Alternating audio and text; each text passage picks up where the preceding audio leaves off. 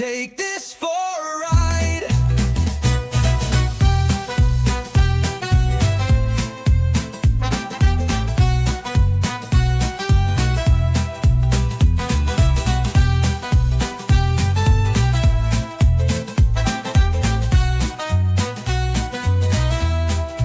So pull up a chair, let's stir up the chat. The mashup is here for the chill and the chat.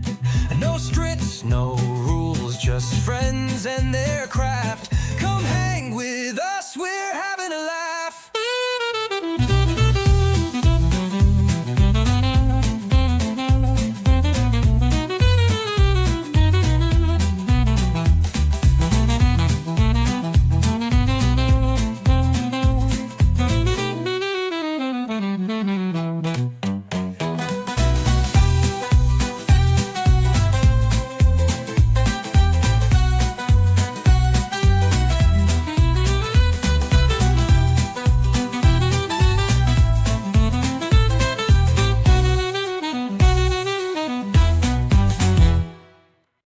Welcome to the mash, shut up the lace to unwind.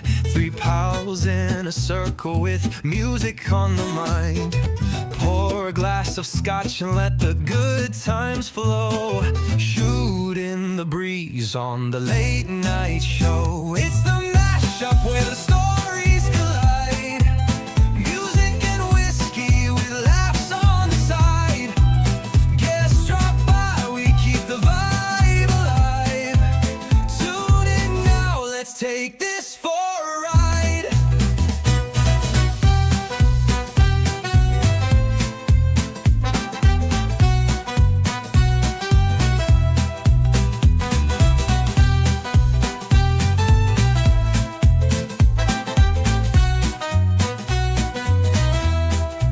So pull up a chair, let's stir up the chat. The mashup is here for the chill and the chat. No scripts, no rules, just friends and their craft. Come hang with us, we're having a laugh.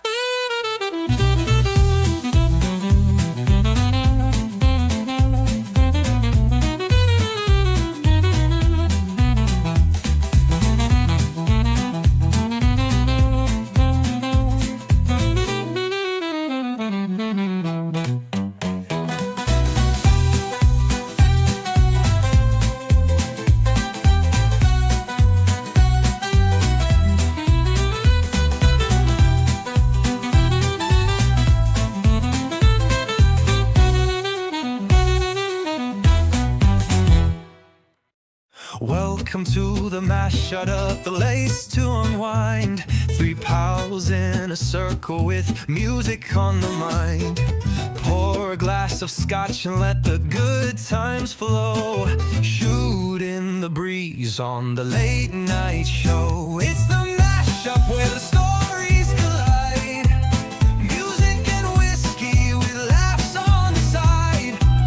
Guests drop by, we keep the vibe. Let's take this for a ride.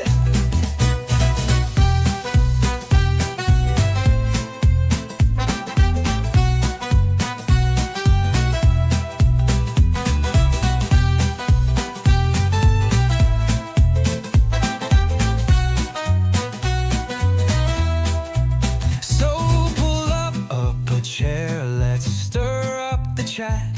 The mashup is here for the chill and the chat. No scripts, no rules, just friends and their craft. Come hang with us, we're having a laugh.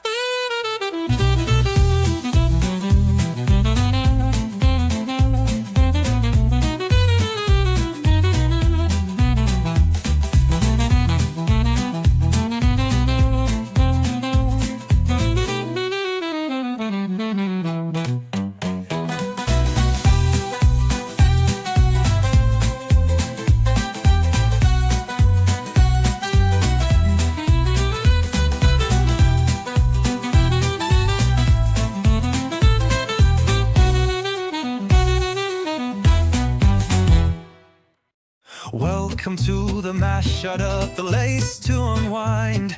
Three pals in a circle with music on the mind. Pour a glass of scotch and let the good times flow. Shoot in the breeze on the late night show. It's the mashup where the stories collide. Music and whiskey with laughs on the side. Guests drop by, we keep the vibe alive. Tune in now, let's take this for a ride.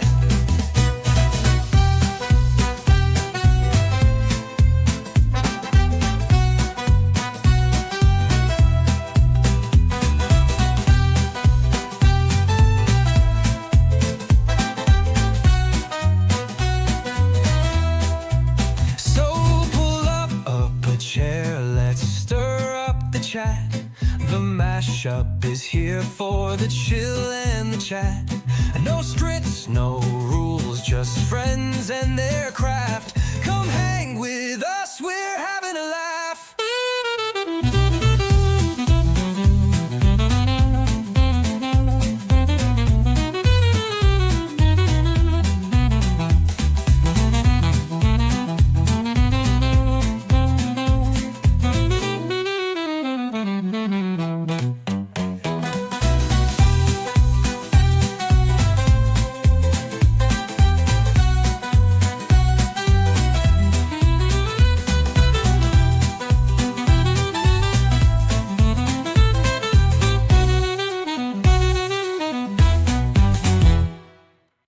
Welcome to the mash, shut up the lace to unwind.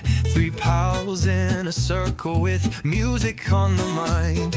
Pour a glass of scotch and let the good times flow. Shoot in the breeze on the late night show. It's the mashup where the stories collide. Music and whiskey with laughs on the side. Guests drop by, we keep the vibe. Take this for a ride.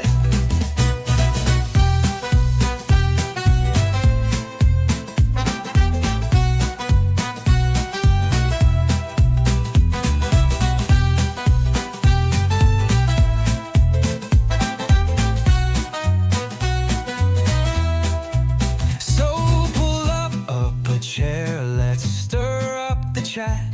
The mashup is here for the chill and the chat.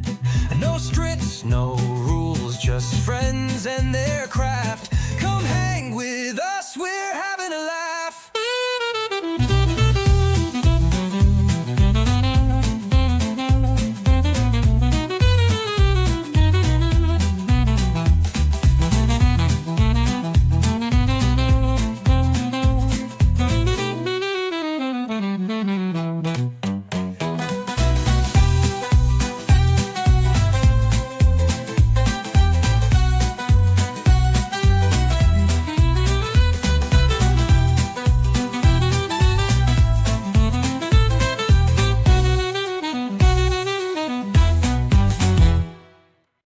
Welcome to the mash, shut up the lace to unwind. Three pals in a circle with music on the mind.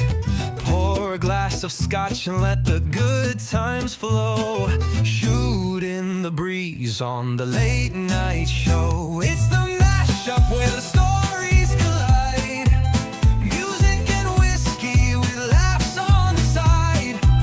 Guests drop by, we keep the vibe. Take this for a ride.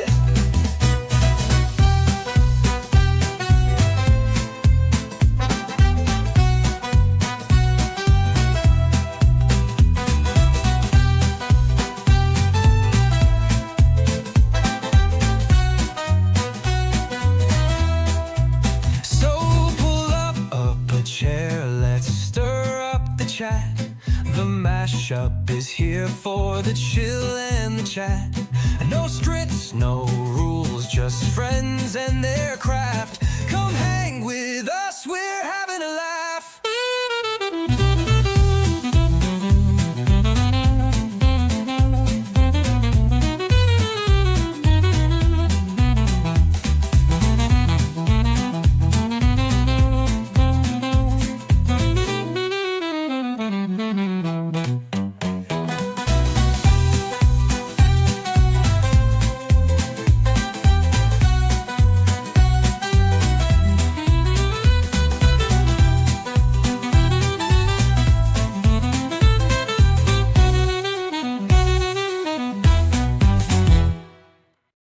Welcome to the mash, shut up the lace to unwind. Three pals in a circle with music on the mind. Pour a glass of scotch and let the good times flow. Shoot in the breeze on the late night show. It's the mashup where the stories collide. Music and whiskey with laughs on the side. Guests drop by, we keep the vibe alive.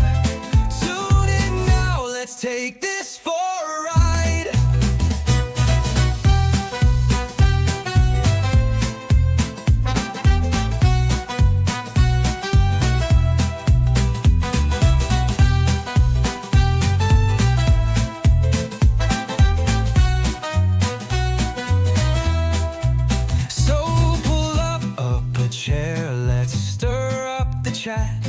The mashup is here for the chill and the chat. No scripts, no rules, just friends and their craft. Come hang with us, we're having a laugh.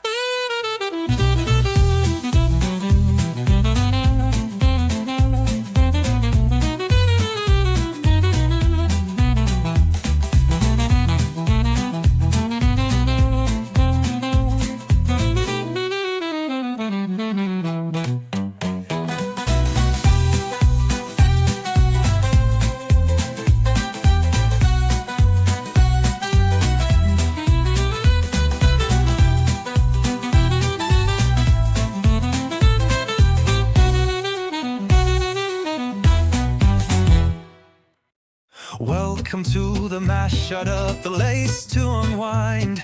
Three pals in a circle with music on the mind. Pour a glass of scotch and let the good times flow.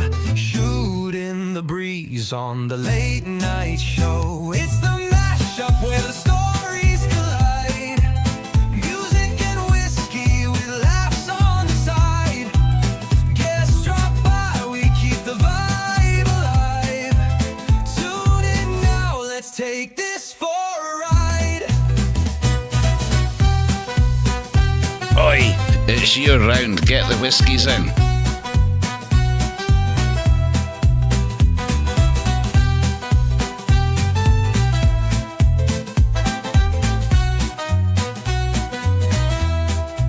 So pull up a chair, let's stir up the chat. The mashup is here for the chill and the chat. No scripts, no rules, just friends and their craft. Come hang with us, we're having a laugh.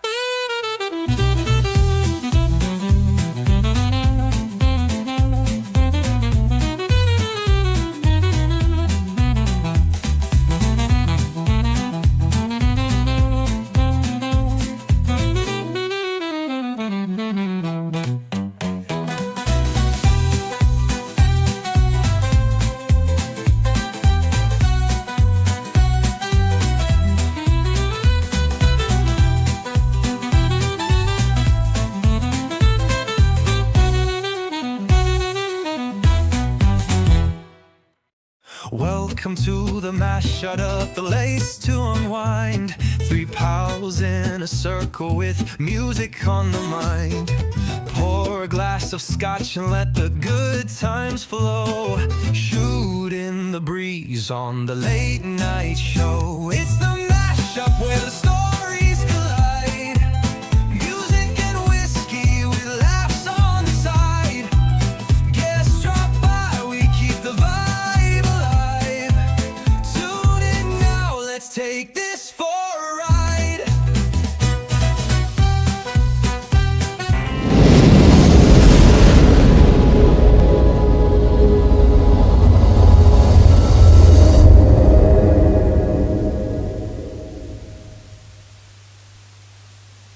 And here we are.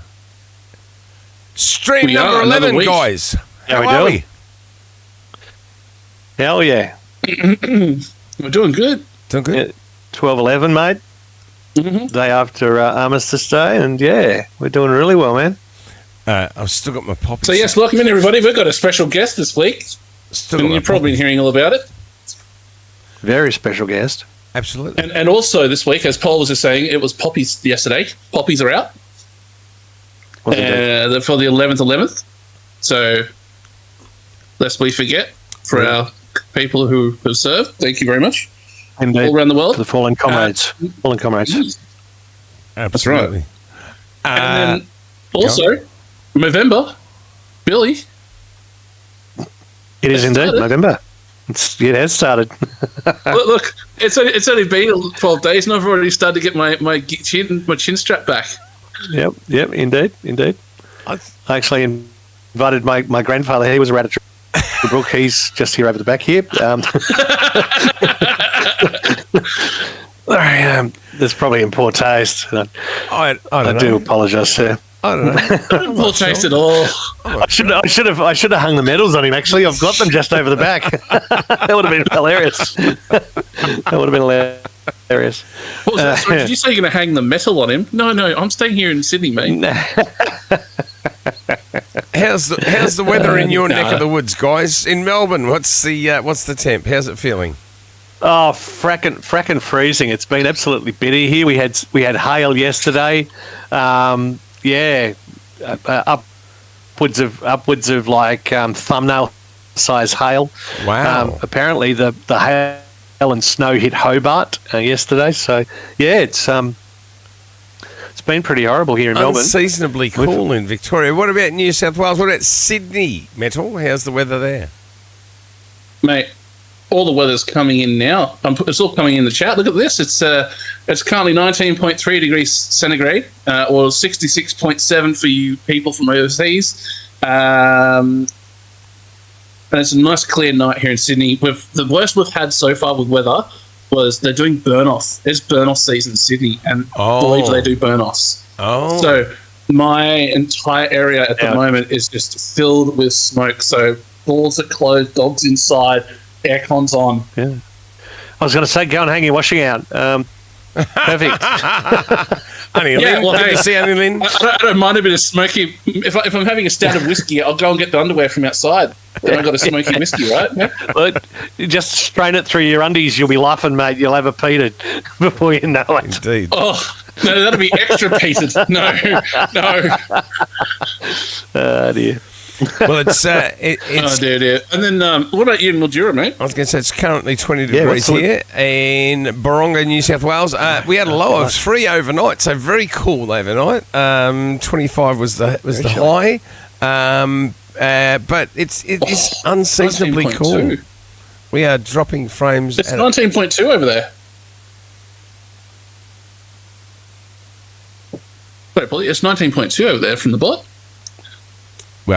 Well, Wowzers. my weather app says 20. I don't care. 19.2, 20. That's close enough. Mm. I'm looking at. I can see Conspiracy's comment, and thank you, Conspiracy, for letting us know.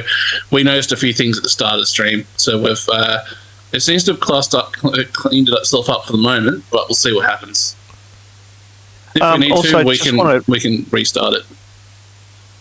I just wanted to say I just noticed Annie Lynn in the chat, and I hope she's feeling better because I do remember the other night she was not well at all, and we are passing all of our best wishes on your way, Auntie Lynn. So That's right. Absolutely. Are you still Get in well soon, hospital, darling. or are you at home now? She's at home, but still not 100%. Was the message yesterday? Okay, perfect. So thank Well, you hello for to, keeping us informed. yeah, hello to DB2 and hello to Disky, and also here's cheers to Rowan the lawyer. Everybody raise your glass. Indeed. And may he manifest soon. Rowan of Ballarat. Here's cheers. Well, guys, let's crack into it. We've got a reasonably priced whiskey to drink. Let's. And We do indeed. I've shut a few things down. Annie Lynn says, still not good at home. There you go. I've closed a few things here. Hopefully that's making a little bit of a difference. We'll see how we go. Doing our best. Yeah. Right. Time to do our reasonably priced whiskey, guys. Let's hook in and go there Can right I now. hear malt whiskey and a half-price bra, please? You did. Indeed. And in fact, I've reinstalled. I've got this brand new computer now, and I've got to say, I've done everything except install. Did we go to the wrong screen? No, Yeah. I've got. Oh, Paul, yeah. you're calling him out already. Paul. That's it. I've got to say, I haven't got my Excel installed on this machine yet, and my Excel file that I use to do the calculations with, unfortunately, is not working. So we're going to rely heavily on Conspiracy Guru tonight to be the numbers man. that sounds. Can I hear malt whiskey? In a half-price bra, please. Indeed. So. Well, what did you get, Billy? You How can about crack it? How things about off. it? No, you want me to Okay, crack off first? Yeah, you go for it. I'll go first. Oh, you can go first. Go first, Metal. You go first, Metal. I got Zip Nada. Oh my I god! don't think I've ever had that Scotch. I don't think I've had that I'm not Scotch familiar before. with it either. I've heard it's an No. extremely smooth and peated whiskey. Might be only 2 years of age, not quite there yet for consumption. Also Right. known as gas bagging. So I've got nothing to say. I've been too busy with work. Well,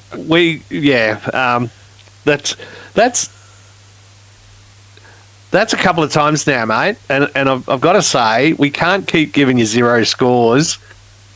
Oh, yeah, we can. Because you started up with a negative 300 or something. It's going to take you all. Considering I had 1 week of whiskey that I wiped both of you out in one go. I know. I think it's got to the point where it's going to take you another 3 years to come up to a positive score, isn't it, mate? That's right. I'm not shooting the wind here, but I might be positive that I reckon I'll come back up. Oh, okay. All right. Okay. Well, can I go next, Paulie? You can. Well, we've got a return caller. I've got to say, Paulie did introduce this Scotch a couple of weeks ago, and it just happened to be still on special at what do you call it? Dan Murphy's. No, it wasn't Dan Murphy's. It was at Liquorland, $58. It is a Scotch. It is a blend. It's got a slight peatiness about it. It's 40% alcohol. So I think, from memory, you scored 21 points last week. It might have only been 16. I can't remember. Anyway, at the end of the day, I'm happy to score 10 because it's a duplicate. Because it's a duplicate and it's a copycat Scotch, I'm more than happy to score lowly. But I do have to say, though, Paulie, Yeah. I do have to say, it's not a bad drop. I'm actually really enjoying it. It's got a slight peatiness about it, not very much, but it's got a slight smokiness. And for $58, it's not a bad little wee little quaffer. I've got to say, but that's what it's all about, Billy. That's what it's all about. It's all about discovering new whiskies that we enjoy, and in this case, ones that are reasonably priced. So I think if you've picked up the one that I had last time and you're enjoying it, that's actually a good thing. That means we're now recommending the whiskies that we like. So, what was it called again? Because I've forgotten, but I had to go check it out. It's called Blackhound. Spirit of the Illicit. Spirit of the Illicit. That's the one. So, Yeah, Spirit of the Illicit. Yeah, that's it. I have Loch Lomond, which was also $58. Hang on, let me check. Yeah, wow. Where's me?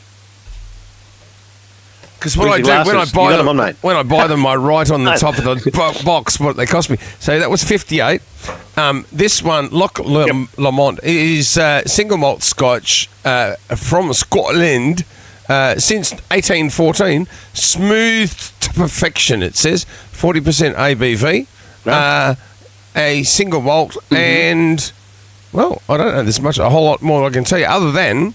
It is also quite a reasonably good drop. I'm just pouring myself a little bit more.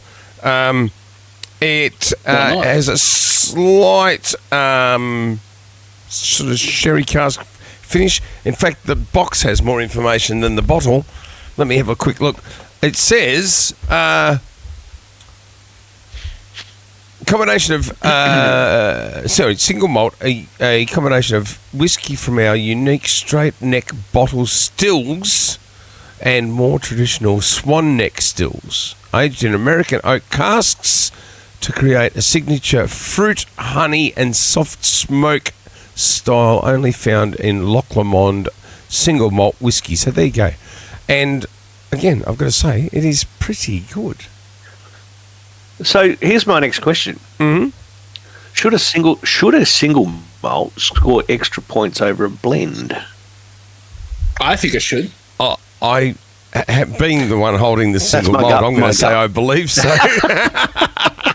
I was going to say yes, but for those Johnny You know Walker what? fans amongst us who believe that Johnny Walker Blue or Johnny Walker Green is the best thing since sliced toast, they would strongly say that the blend is better than the single, because I just don't see how somebody can afford to pay $150 for a blended Scotch.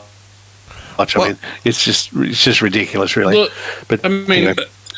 look, for those of you who do keep up with this little thing, I think the best thing to do on this one might be to maybe we should propose the question to the Whiskey Club of Australia. Maybe I should ask them if we're doing a scoring system on it and get their opinion on it, because we're interested to see what they say. I think That'd be really cool. Absolutely.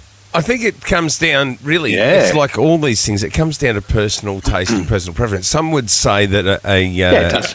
that a blend is superior because it's been all those tastes and flavours etc. have been selected, hand selected, all that sort of stuff. And then there'll be the purists who'll say they're single malt, and then you've got single grain. So there's a whole range of different things going on the next there. level again. Yeah, true. So the single grain is on the American side, though, not the Scotch. I think that there's No, not necessarily. I was going to say I've had a Scotch that was a single. I think it's single called Because single grain. Abalur, there's a couple of those Abalur ones who only get the grain from one farmer in the local area. That's that I do small remember batch, that whole small batch sort of small batch situation. stuff. Yeah, Yeah. I'm about to Yep, drop. yep. There we go. I just hesitated for a second as I dropped some ice into my glass. All right, so we got some scores. I thought you were about to say that you just dropped your guts, and I thought that's a bit rude. It's not television. That's true. It's a family show. I was going to say, for those of you who are watching, we'll do the scoring. Now, I will say this. I actually did this as a part of tonight as well. I had a look last couple of days, and there was some really good deals on Dan Murphy's this week in terms of if you wanted to try Scotch that was within the group of what we're looking at. One was actually an unexpected one that I found. Dan Murphy's had for just over the mark of price of whiskey, they had a limited edition that was on special for members for $78. It was a Jack Daniel's True Smoky double barrel for $78. And that was still on special. And that was, if I was going to get one, that was the one I was going to pick up this week. What? Sorry, rewind. Metal. I was. Is that the one? Is that the one that I had last week? What was it?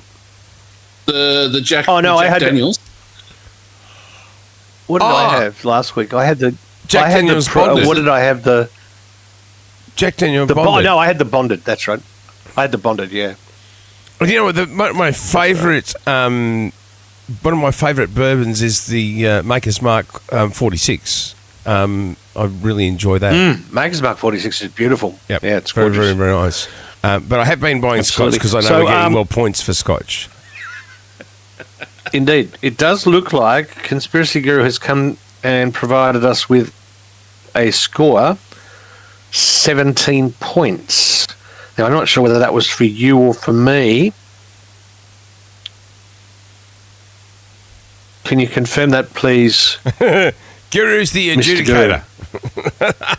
He is not the the guru adjudicator for today nothing. because my Excel's not working, so I can't even look at my file. Yeah. So the other thing too, the other one that 17 they for do, Paul. Right. It's cool. The other thing too is Jack Daniels does have the Gentleman Jack Tennessee whiskey as well. They do. That I actually of all the Jack Daniels that they've made so far, I actually prefer the Gentleman Jack to the Jack Daniels. And Gentleman Yeah. Jack is certainly, I think, one of my faves as well. And if you have a look at my glass here, you'll see that I actually am drinking from a Gentleman Jack glass. And if I could show you the bottom of my ice cubes, you'd know that I had a Gentleman Jack ice cube maker. But okay, it's not on. It's no longer on special. The one I'm talking about. It was called the Jack Daniels Single Barrel Select. oh, nice. Oh, okay. It's a 45% alcoholic volume. It was 700 mils, and it was going for $78. It's now gone back up today, back to 110. Oh, that's a nice discount when it's on. Yeah. Boy, oh boy. Yeah. That's You a know- nice You know discount what when it's on. through this little process that we've been doing, I've discovered that what happens is that one bottle shop will put a specific style of whiskey on special. So, for instance, First Choice Liquor here had the Ardbeg what's it called? Which I really enjoy.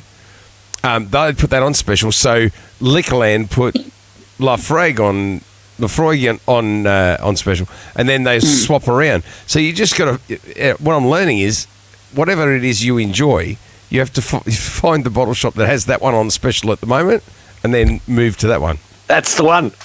That's the one. Yeah, exactly right. Indeed. Or maybe I should look for a partner that works at a liquor store so I can get a discount there anyway. Well, that's a smart move. Yep, I like that. Round of applause for you. Well, go on. Hurry up about it. So, did we get a final? Result on the? Yeah. So your result is 17 points for yours. I'm happy to take 10 points this week, and we'll call you the winner, Paulie. Hey, Hey, Polly. Cheers to PT. 2 for me. All right. Cheers. Fantastic. I think what we need to do, unless there's something else you guys would like to discuss, I think we should go to our guest. Given that it is very early in the morning for our friend Greg, let's bring him in. Indeed. So can we have the intro from Looney? We can indeed. Please, Metal.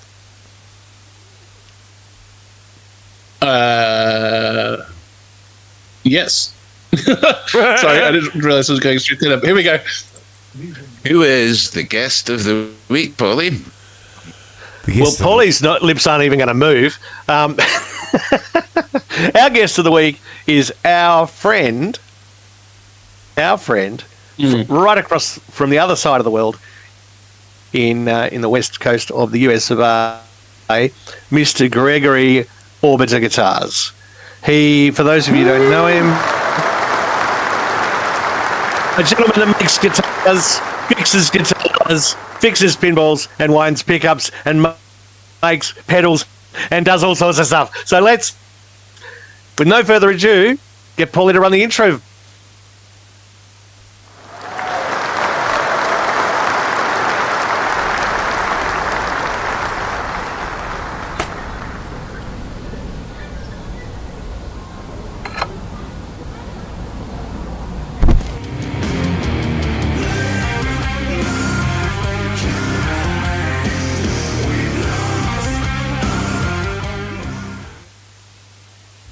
And cue the room.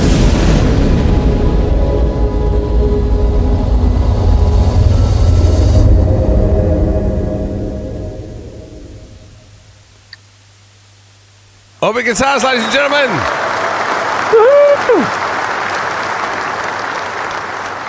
So good to have you, Greg. How you guys doing? Bloody Oh, fantastic. cheers. Mate, Billy, All the better for seeing you, Billy, do you Greg. want to do your usual intro? what was that?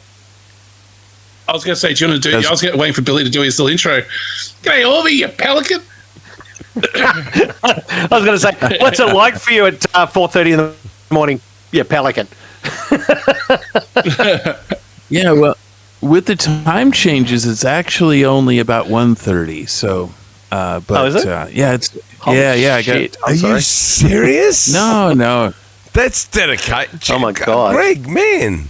That is dedication. Man. If I'd have known that, I would never have. We would have pre-recorded this stuff. No. Oh my God. We talked about pre-recording. I said, no, we got to do it live, right? If we're going to do it, we got to do it live. Oh, Greg, you're an absolute Absolutely, champion. and totally agree. Well, Yeah, I'm a proud Orby supporter. Look at this T-shirt. Look at this. I can't believe I haven't got mine on. I can't believe they don't I make know. one my size. I've got the beanie. I got the beanie wow. in the bedroom, but I thought it's too warm here for the beanie. You can't wear it. Yeah, the heater's on Oh, here look too. at and the- Looking extra handsome for some reason tonight, Paul. Yeah, well, it's the T-shirt. It definitely is a T-shirt. All right. Just in the same way that the pickup and sounds. I do have something You here didn't for you. work though. out. Don't say anything to him because you'll cause him to become a bit tongue-tied, and we all know how that sounds. I'm not saying there we anymore. go. No, I'm being good tonight. Yeah, I do have a day. So something like this. I got to say, Greg, it's awesome to have you here finally Is it? on the show. It is absolutely fantastic. For those of you who don't already know Orbiter, he is an absolute legend of a man. He has been a friend of the stream, and we have been a friend of his for many years now. So I think we should just get stuck into it, and I'm going to ask you some questions and put you in the hot seat, dude. So we know that you're a guitar tech. We know that you do pinball repairs. We know that you've got your own streaming community. We also know from the intro that you used to be in a band called Order 500. I'm very fortunate enough to be one of the fellas who has an autographed copy of that album, and thank you very much. So let's ask some serious questions. What first drew you to working on guitars, and how did you get started as a guitar tech? That's a good one. Nobody's ever asked me that before. No, so my interest in guitars and working on them sort of came at the same time as a kid that had not a lot, right? Just your basic sort of blue collar, upbringing. And when I finally got my hands on some guitars, they usually needed some work. And Yeah. I had a little bit of interest in electronics. And so I had some knowledge about that. And then as I got a little older, I just kept tinkering as one does, and things would break and I would fix it. And, learned how to switch out pickups and stuff. And then basically what happened was all my friends who played guitar knew that I could do these things, and suddenly people were just bringing me stuff. And then just as time marched on, I just sort of, without trying really to do it, I just became known as that guy who could fix your guitar for you if it was broken. And that slowly perpetuated into a full-time job, basically. Out of necessity, I needed a job, and people kept asking me to work on stuff. And at the time, my girlfriend was like, you're looking for a job, but your phone keeps ringing for people wanting you to work on their guitars. Why don't you just work on guitars for people? And I was like, And That's logical. yeah, well, and she was always the smarter one of the two of us. So I was like, you might be onto something. Nice. Yeah. And Seems so to be a common that's been theme about amongst 25 us. years. Yeah. That's insane, man. That's I was going to say the women in our lives are the smarter ones. It's always the case. Oh, yeah. yes. Yeah. It is always the way. So True story. I had a question, which was, can you walk us through what makes a great guitar setup? But that could take us a week or a year. So what is the most the most frequent setup that you get asked for? Like, is it low action? Is it a slightly higher action with heavier strings? What's the general feel that you get most of? Yeah, it's such a personal thing. So it's different for everybody. So the shredders want it low as possible. The jazz guys want really heavy strings, but also low action. The blues guys want a little higher so they can do their bends and stuff. So you have to really form a relationship with the person that you're working with to understand them, because like one setup is like one whiskey for everybody. That's not how it works, right? So yeah, it's, it really just depends. It's such a personal thing. It's just, so that's one thing that you have to sort of work on if you do this kind of work, is that you can't just punch in some numbers and make it the same for everybody that comes in, because your results, will vary. So you have to know the person a little bit, and sometimes it takes a little while to get to know somebody and what they like, and then once then that's why, like, my repeat guys, we don't even talk. They just hand me the guitar and go, yeah, holler at me when it's, call me when it's done.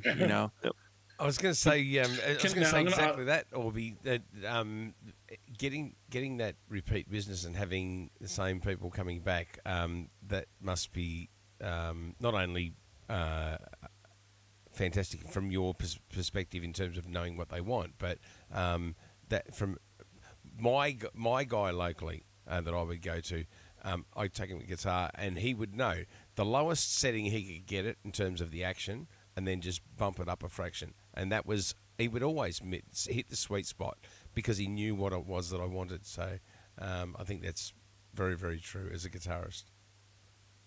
Sorry, Metal, I cut you off. Yeah, go ahead. I was just going to say, for those of us who are not musically orientated or music nerds at the level of a musician, could you explain a little for us gamers and other people aren't, what do you mean by action? So the action is basically the relationship of the strings to the playing surface of the neck, and how high or low that is. And there's a little bit more to it, but in the most basic of terms, it really is the relationships of the strings to the neck and how low or high that is. And there's a feel that comes with that. And some people like it to be really loosey-goosey, and some people like it to be real stiff and taut. So but action is just simply that, how the strings relate to the fretboard and the neck, if that makes sense. Nice. It does. Thank you. Thank you so much for explaining that one. That's awesome. The only action we've had around here recently is... I will have a full body wax. Well, I'm going to say it is an extremely personal thing, as Orby said, and from as somebody, I can sit down and set up a guitar myself, and I've got a guy who I also go to, depending on where I'm at. If I'm flat out and I've got a guitar that I need something done to, I might take it to him. Otherwise, I might sit down and do it myself. It really doesn't make much difference. What matters is how that guitar feels under your fingers, and that's it's an incredibly important part of what we do as musicians. I'm going to flick back to Billy because he's got a stack of questions, and I could sit here and talk guitars all night. I like the fact that I remember anecdotally, it was one of my girlfriends turned to me and said, "Why do you need so many guitars?" And I'm sure Risey would have said it to you, Paul, at some stage, and every guitarist would have. And it's a bit like, well, you see that Mini driving down the street, it's not the same as that Ferrari, is it? And it's sort of very much that way. They all sound differently, they all perform differently, etc. One of the big parts that makes that big performance change is the pickups, and the pickups are the bits that obviously pick up the vibrations and make the noise, right? You wind your own pickups, Orby. So my next question: what is the magic behind that process? How did you get stuck into it, and what sort of learning did you have to go through to actually figure out you could do it? Good question. Interestingly enough, I've been fascinated by pickups for years. Speaking of which, Paulie, I got your replacement, buddy. That's If that's Get not it- Where's get the that applause? shit. Applause. I don't know what is. yeah, I've got. yeah. Anyway, I've got to we'll chime get in you there. sorted out. my Since friend. you're showing that, let's. Okay. Well, let's. Here's what's happened. I reached out to Greg and requested that could we make a pickup for the guitar that my father built for me from timber from out the front yard of our home that I grew up in. Blah, blah, blah. I'm going to try and keep it short. And as part of a complete refurbishment of that guitar, I'd bought all complete new hardware. I'd bought a very nice flame maple neck to put on it, and I just wanted it to be absolutely spot on. Now, Orby wound me a pickup for the neck, and I was thrilled, absolutely thrilled with it. And I had a Seymour Duncan Little 59 in the bridge position, but I didn't like those two pickups together. They didn't seem to me to be a good match. The one that Orby had done for me and the Seymour Duncan together just didn't do it for me. So reached out to Greg and said, would you be prepared to wind me a pickup for the bridge that'll be a good match for the one you did for the neck? And that was where it started. And Orby kindly did that. Not only did he do that, but he sent me two versions of that pickup. One was slightly lower in terms of output. The other one was higher in output. So those two pickups arrived, and I put the higher gain pickup, the one with more output, into my artist guitars. And Billy's got an artist guitars now, got a Strat. I put that into my artist Tele and went, this is absolutely fantastic. Then put the other one into the guitar that I intended it for, which was the lower in terms of output. The more vintage style into the one that Dad built, and plugged it in and went, we've got 3 strings, not 6. And Greg, I spent a couple of days messing with it, going, there's got to be something I've done. And then I reached out to Greg and said, I don't know what's going on here. And you could explain, Greg, and this is going to be absolutely boring as batshit to anyone who's not into guitars, but really briefly explain to our listeners what it is that you did, because what I requested was a hum cancelling single coil sounding pickup for the bridge of my Telecaster because of all the equipment in this studio and all that making noise. Can you briefly give the people listening a little bit of an overview of what it is that you actually built, because it was quite unique? First of all, let me apologize for that, because it worked when it left here, but oh my god, I'm super bummed that it wasn't working. And anyway, we got you a new one. We'll get you taken care of, brother. And anyway, Triple A plus for after sales service. Look, I've got to say, first of all, the pickup that's in that white artist Tele, I am so thrilled with that, and that's why I'm so excited about the other one. And we will when we sort out the whole getting things backwards and forwards from the other side of the planet, that will be very, very exciting. But I've got to say, I have not played a guitar that sounded better than the Tele with that pickup in the bridge. I'm absolutely ecstatic about it, and very, very excited. We had that conversation via Discord. And it's one of those things. Look, things happen. I doubt very much that it was anything that you did. I probably look. It was the pickup gods were not favourable. Let's say that. Yeah. Well, yeah.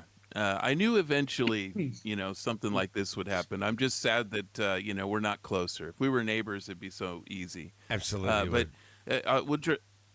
So to answer your question, though, what I did, and this is where it's going to get, we're going to enter into guitar nerddom here. So apologies, because it's going to get a little bit techie and a little boring probably for most people.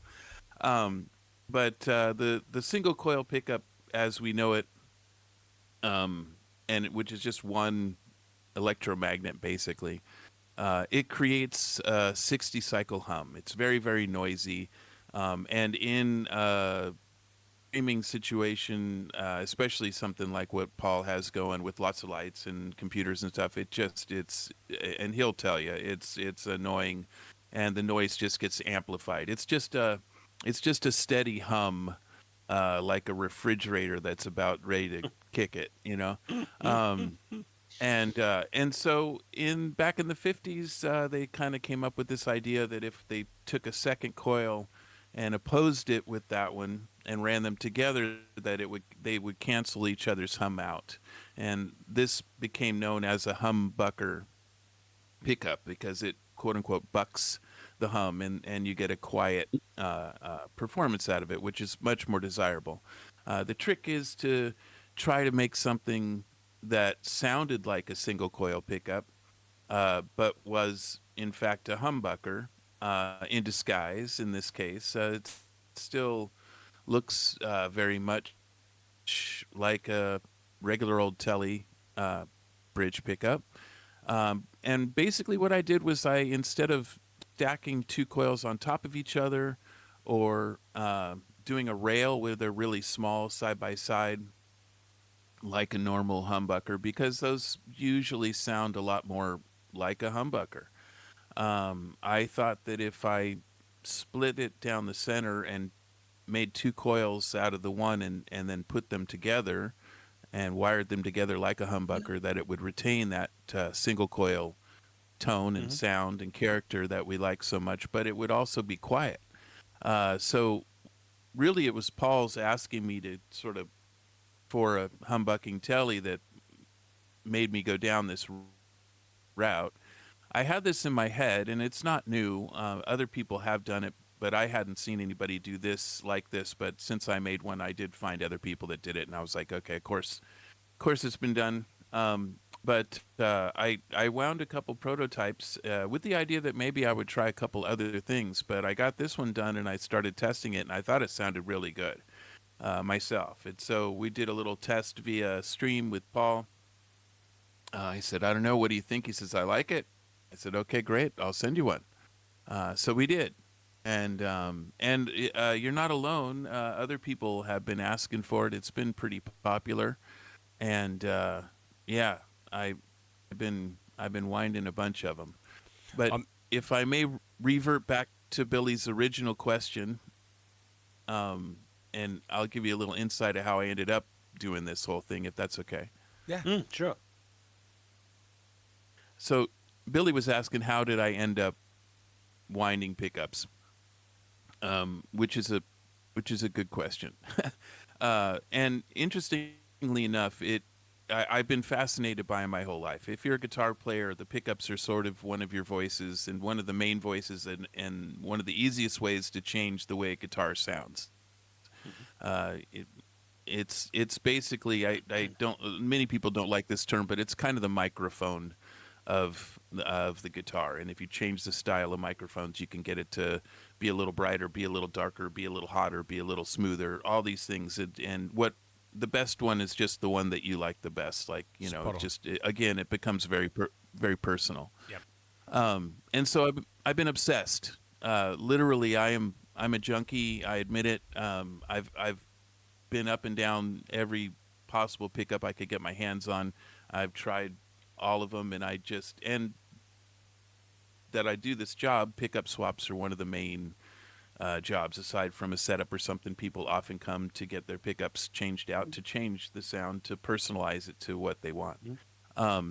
Now, years ago, I had bought a book on how to build a winder, and I had this idea that at some point I would start winding, mostly to repair, because that's what I do, right? I fix things for people, and broken pickups is something that does happen.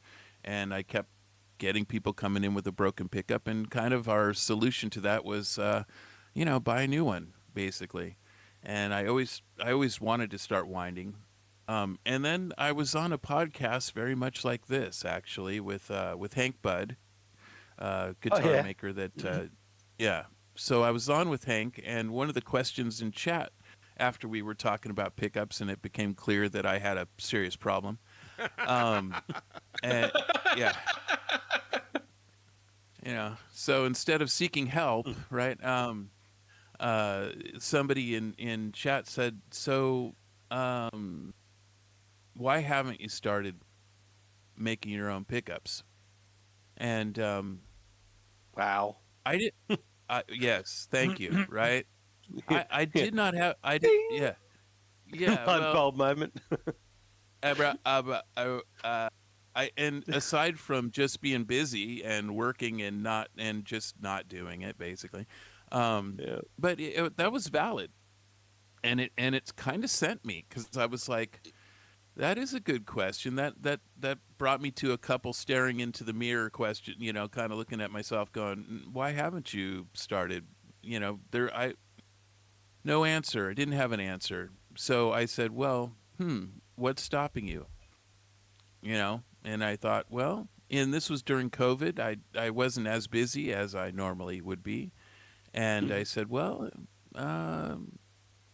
no time like the present. If, what do I got to lose? And, I had the basic knowledge of how it worked and how they worked and what the ingredients were. And I knew them inside and out. I just hadn't been winding. So I said, well, I'll show him, nothing like a little spite, right?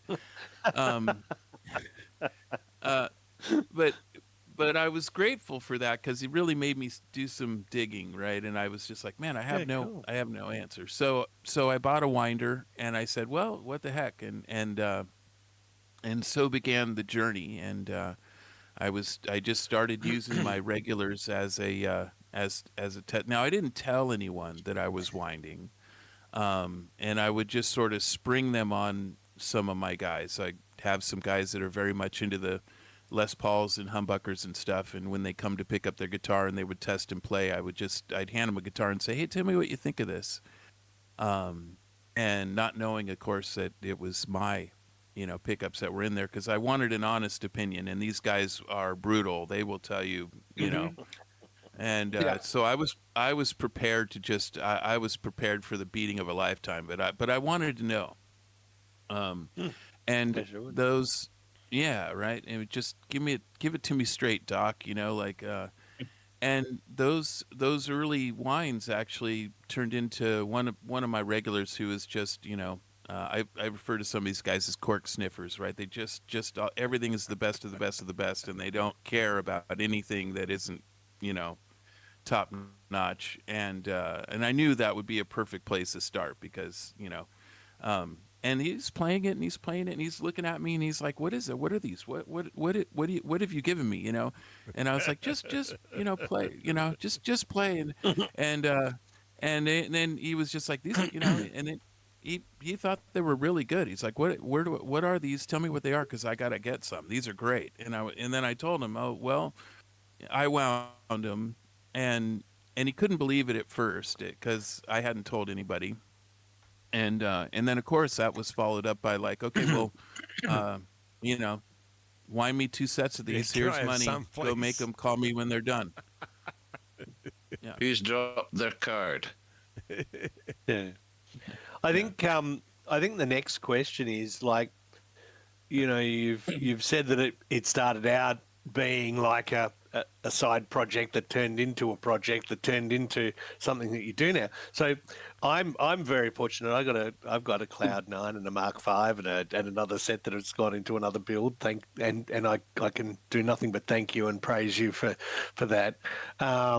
So what sort of volume of pickups have you sold, and can we help promote your pickups, because we know they're bloody brilliant? Yeah, it's still pretty small. Yeah, I mean, there's it's a crowded pond, as they say. But it's been pretty steady, and mostly it's been word of mouth. I haven't been doing a lot of promotion. I'm working on that though. But a lot of it is my customers will go on tour or something, and then I'll get a phone call from across the country, and somebody says, "Yeah, I was hanging out with my buddy Jim at the gig last night," And I was telling him this guitar was sounding great. What's going on? And he said, "Oh man, you got to check these out." And he's like, "Whatever you did for him, you got to make me some of those." And just it's kind of been building that way very organically, and it just is slowly moving forward. But just playing them, mention it, tell your friends, type of thing. I am working on some more clips for the YouTube channel that I've got going. Sweet. And that's really, really small, but that's where I'm gonna try to just at least showcase and give some people one version of how it sounds. Just it's been tough to sort of make the time to do as much as I'd like to do, but that's sort of the top of the list right now is start getting some good recordings of that stuff. I think the word of Sounds mouth. fantastic. For those of you who are looking for the link to the YouTube clips that Orbie's done, there's a link now in the chat coming up. Oh well, I thank you, just found it as he's brought it out, so go check it out, guys. Thanks for that, Metal. good job. We've had a couple of questions as well in the chat. One's Rebecca Starr. She asked, "Have you tried Vegemite?" I figured we'd ask that question later. Entropy Cat came in and gave us a rundown of what it looks like on the screen. So thank you. Welcome to Entropy Cat. Nice to meet you. The Four Horsemen of the Apocalypse. Top left, Bear Skull Death. Top right, Out of Control Beard of Pestilence. Bottom left, Famine Chewing Pizza as we speak.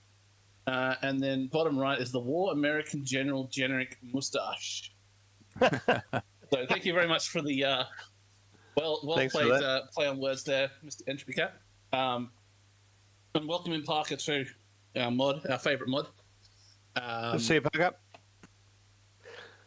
I guess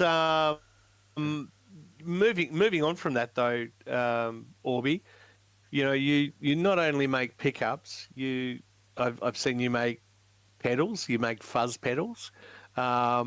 There's I do remember seeing a photo of you holding up a Michael Schenker guitar at one point. And I guess before I go there, actually, though, I did have one more question. How do you balance tradition and innovation with the different products that you build, whether it be a guitar, such as Greenie, or the other one, others that you've built, or whether it be a fuzz pedal or maybe a pickup? How do you balance that, and what do you lean towards? Do you lean more to tradition, or do you lean more to innovation? Good question. I think it depends on. No, it is good. So a lot with the fuzz pedals, what I build is sort of like replications of stuff that was done in the 60s and 70s, because those have always been they just sound great. And maybe with some modern tweaks that we do today. So a couple of extra switches to give a couple voices instead. But with those pedals, I really focus on the traditional and some of the ones that you just can't get anymore. So just making replications of old ones that if you bought a new one, it would be, $1,000 or something, but I could make it for a couple hundred. So, for that type of stuff, it's really all about the old school sound. For me, anyway. With the guitars, I like to blend new and old for my personal taste. Like, I like the look of the old vintage stuff, but I like some modern feel. So sometimes the neck will look old vintage, but it'll have a little bit more of a modern playing surface, a little bigger frets, a little more comfortable. So not unlike doing like a resto mod on an old car, where from the outside it looks like an old car, but underneath it's got all the modern conveniences. Kind of the same idea. Yeah, cool. Now getting back into that Michael Schenker question, what's the most unusual or memorable guitar that you've either worked on or built or held? There's a couple that come to mind mostly. So for me, being a big UFO Michael Schenker guy growing up, loving that guy, getting a chance to play a couple of his guitars backstage at a show, ridiculous. Like, that doesn't happen. Like, I still look at that picture and I go, that actually happened. Like, that, and he doesn't even have those guitars anymore, right? He sold those on eBay, and those are Oh, gone. So, no way. No way. yeah. Yeah. So, Jeez. and that was just sort of by happenstance. One of the guys that I was friends with from the studio. So before I embarked on the guitar tech as a permanent job, I worked at a studio, and my buddy Dave, amazing guy, who just knew everybody, and we went to that show together to go see Michael. And he was just like, "Yeah, I'm good friends with his road manager," and I was like, "Oh, that's handy." And also, of course, you are, because you know everyone. And through that, we ended up backstage, and it's it's a long and boring story, but the shell of it is that there was a couple of Michael's guitars were sitting in the side. He'd taken one back with him onto the bus. And we were just hanging out back there, and then we kind of saw them over there. So my buddy Dave and his cousin and myself, all guitar players, wandered over and started, just sort of standing there, absorbing the vibe, just like, oh my God, like we've been staring at these guitars on album covers and in shows and pictures and whatever for years, and we're like, my God, there they are, and then the road manager comes walking by, and Dave goes, "Bro, can we check them out?" And he was like, "Yeah, man, knock yourself out." So, like, kids at a candy store were like, we jumped on. And I just happened to have a camera. So this predates, like, this is back when a phone and a camera were two different things. Yeah, the 80s. So, yeah. No, late 90s, actually. I think maybe 99, 2000, but still not quite as, Yeah. I mean, in the picture, listen, it's almost a totally different person, let's be honest. But I used to take cameras with me to shows all the time. And, it was kind of being a photog of live stuff is something that I was really into. So I had a camera with me, and luckily I did. And we took some pictures and had some fun with that. So that one sticks out in my head big time. The other one, and there's been quite a few, but the other one that really sticks out in my head, it also stems from my buddy Dave. Again, who knows everybody, but he grew up with a guy named Jason Becker. And Jason Becker was a super shredder in the early days. Was involved in a band called Cacophony with Marty Friedman, and then went on to do an album with David Lee Roth, and then was diagnosed right about the time he got the gig with David Lee Roth. He was diagnosed with ALS, and he's still fighting that today. I think he's the oldest living person with that at this point. It's crazy. But yeah, and but my buddy Dave said, "Hey, would you mind?" Again, knowing that I worked and fixed guitars and worked on stuff. And he said, "Hey, would you mind coming with me up to Jason's house? He's got some guitar work that needs to be done. And would you be willing to, go up and do some work for Jason?" I was like, would I be willing? Like, it would be an honor to go help, a nicer family you will not meet. They're just lovely, lovely people. And he was super grateful. And funny, I'll tell you a little bit of kind of how Jason is when he was very, very grateful. And if you don't know his story, like he can only move his eyes at this point, and so they have a way of him using eye movements to signal a letter, and so he'll slowly, one letter at a time, sort of spell out what he's trying to say, to communicate. So it's a very like low key, mellow type of situation, and you have to be very patient and just sort of, it's just an interesting aspect that gives you a lot of self-reflection. If you have any sort of feelings left in you, you definitely taps into that whole thing. But the family's there to care for him, and he was very grateful. And so So they kind of set me up at the table in the kitchen, and they're all in the living room. We can see each other, but I was just over there doing my thing. They're chatting away, doing their thing, and I'm just focused on what I'm doing. And I finish up one of the guitars, and I just start to play it as I normally would, just to make sure everything's feeling good and tight and right, as I like to call it. And I'm in my own little bubble. I sort of forget where I am. I'm just doing work. I'm just working, doing my thing. And as I'm doing that, and I'm not really playing anything that I'm aware of, I'm just making sure it's not buzzing. It's not, that it's working correctly. And I suddenly look up and I see that Jason is fixated on me and he's watching me play. And this is like one of the greats of all time. And I'm like, this guy's watching me play guitar right now. And I become aware of that, and I go, and he sees that I pause and I get a little bit tripped out by it. And Jason, being the kind-hearted soul that he is, he says to me, you're a much better guitar player than I am now. And I was just like, man, Wow. it just sort of put everything in perspective. And I just was like, what a nice guy to like break the ice and just sort of like, give me some comfort in that moment of going, oh my God, Jason Becker's watching me play guitar right now. This isn't happening. This is not happening. Yeah, it's got to be freaky. Got to be freaky, man. Yeah. Wow. So we've been through winding. We've been through fuzz boxes. We've been through guitars and stuff that you've worked on. What about the pinballs? You got to talk about the pinballs. Okay, now you got my interest. They are such a niche passion. And one, how did you get into repairing them?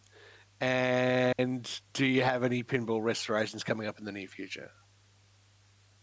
So, as a kid of the 70s, I loved pinball as a kid, and I was that guy that as the arcades started turning over into arcade games, as they did, I was always like looking for the back corner of, is there a pinball machine left in this place, and I would go play the pinball, and nothing against the newer arcade games.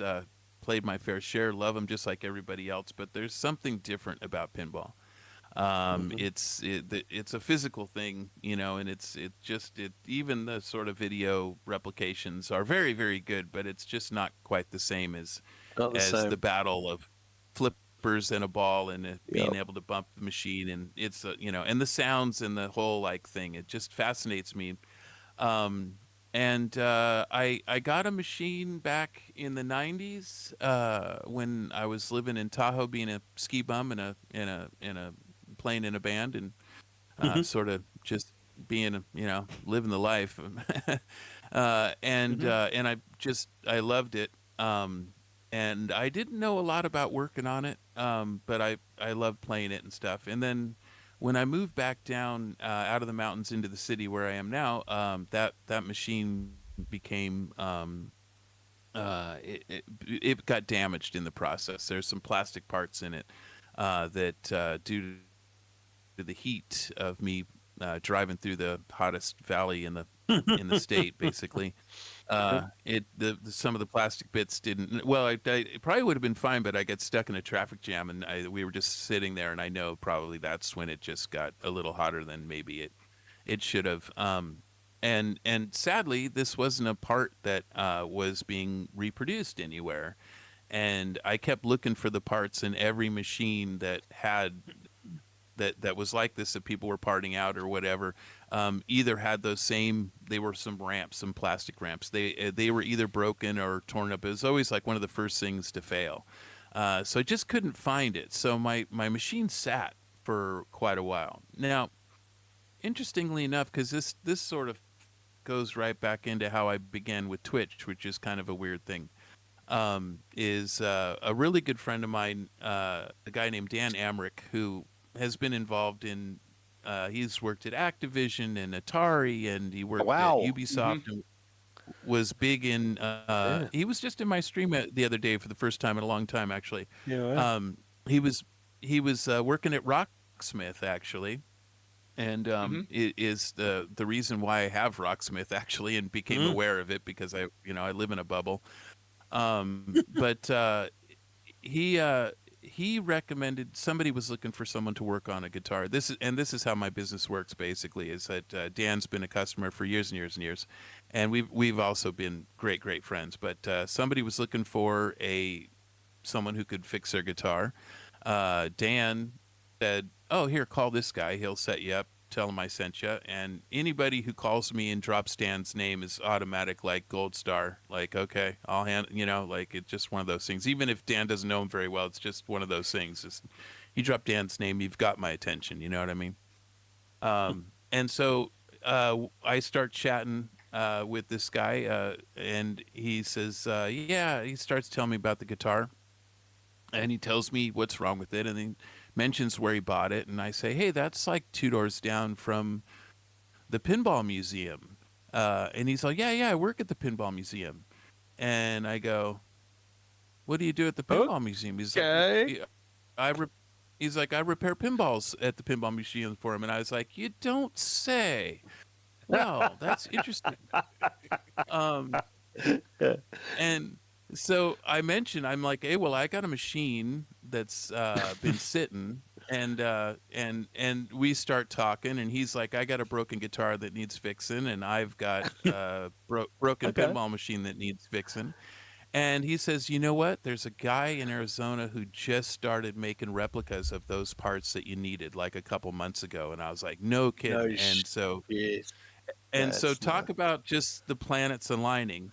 And then we became friends, and I fixed his guitar for him, and then he was just like way into helping me get my pinball together. And first thing that he said, he's like, "Did you take the batteries out of it?" And I was like, "There's batteries in it?" I was like, I didn't know there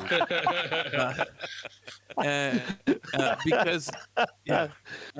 And they're hidden very nicely in the back of the head behind the display. So I'd looked underneath and everything, and I didn't know there was batteries in there. And of course there was, but he says it's because they can leak and cause all kinds of problems. And I was like, oh my God, okay, hold on. So I got in there. It wasn't too bad, but he had some upgrade ideas, and he knew everything there was to know. And so he came over, we pulled it out of my garage, put legs back on it, set it back up. I ordered the parts we needed. And then he showed me how to work on them and kind of started explaining some stuff, and having a bit of knowledge about how electronics work. I was surprised at how similar, because the technology is kind of, older with my machine, different with the machines now. They're all computer driven and it's different, but mine, I've got an older machine. So, anyway, he helped me update it and stuff, and, got it back up and going, and brought it back to life after sitting for several years, I will say. But he also, him and Dan, the guy who sent him to me, were both like, you should really stream your guitar stuff on Twitch. And I was like, who wants to watch a guy work on guitars on Twitch? Is that a thing? And because and it kind of wasn't, I guess, at the time. But they both were encouraging, and it was COVID, and we're all on lockdown and bored and lonely, right? So and that's kind of how it, with those two helping me and pushing me a little bit, that's kind of how the whole Twitch thing got started. That takes my next block of questions out of the mix. But with this, I'm also just sorry, Ollie, but and Billy, I'm very fortunate that my job role that I have is my actual job is I actually work for a company that owns arcade centers. And so we're very fortunate that we get a lot of those pinball games. And we've got 5 people in our company who are there specifically for pinball maintenance. So they go around the country doing that in all our centers, going in, getting jobs, logging jobs, getting in. And one of the guys was saying to me last time I was in WA recently, he said, doing the pinball machines is hard because there's such finite machines, but everybody wants to play them, and it's usually the older people. The problem is the older people are the ones that know how to beat them up the most. Yeah. Yep. So he said you get a lot of the older people that know exactly how to push a machine to its limit to get what they want.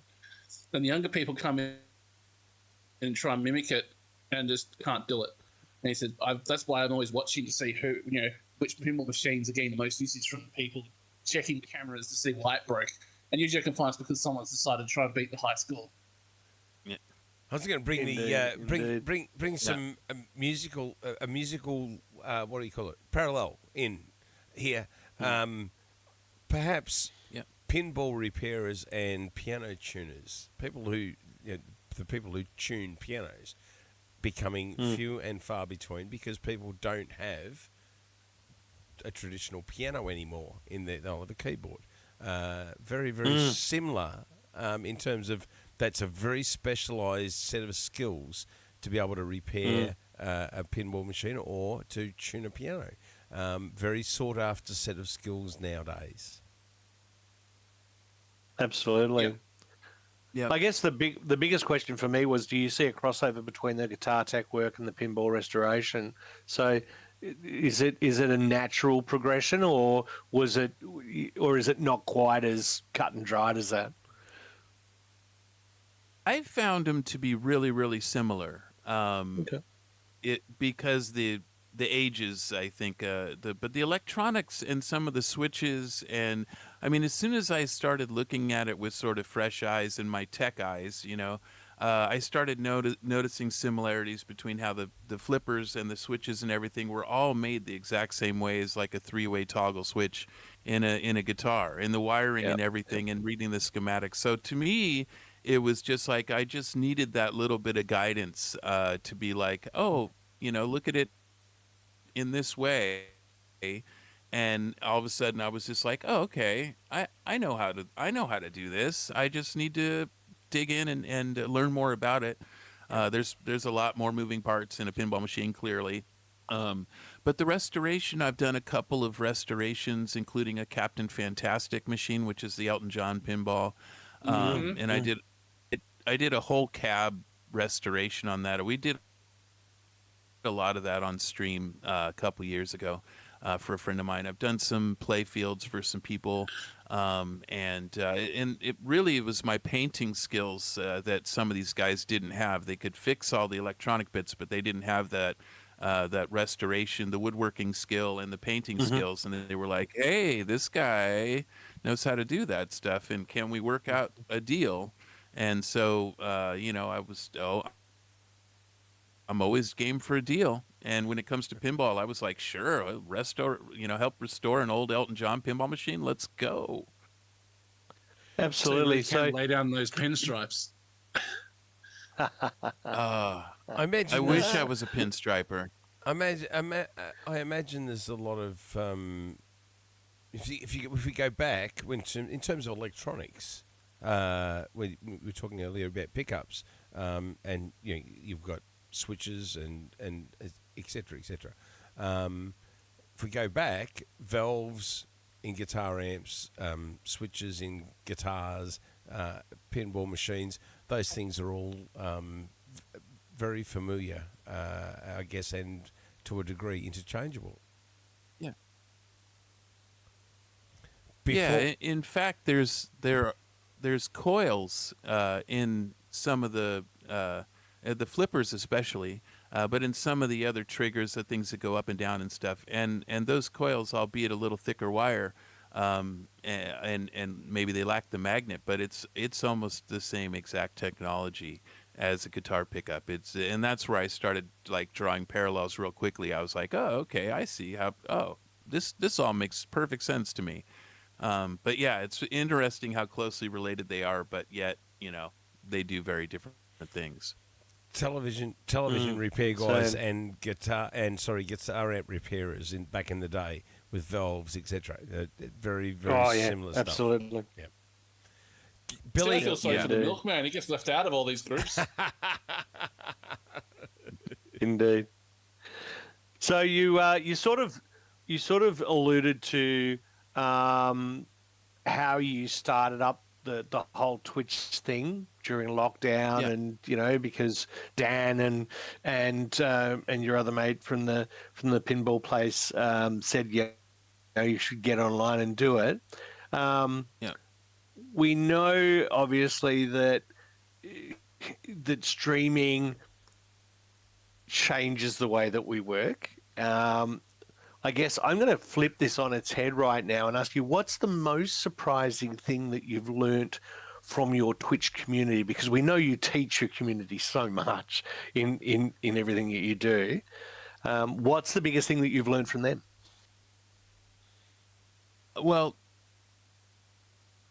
the biggest thing I think was that as you know, when you start to stream, you think about what are you going to do, right? Like you don't think about kind of how it's going to work out. You're more like, what am I going to offer? What am I going to do? I'll turn the camera on.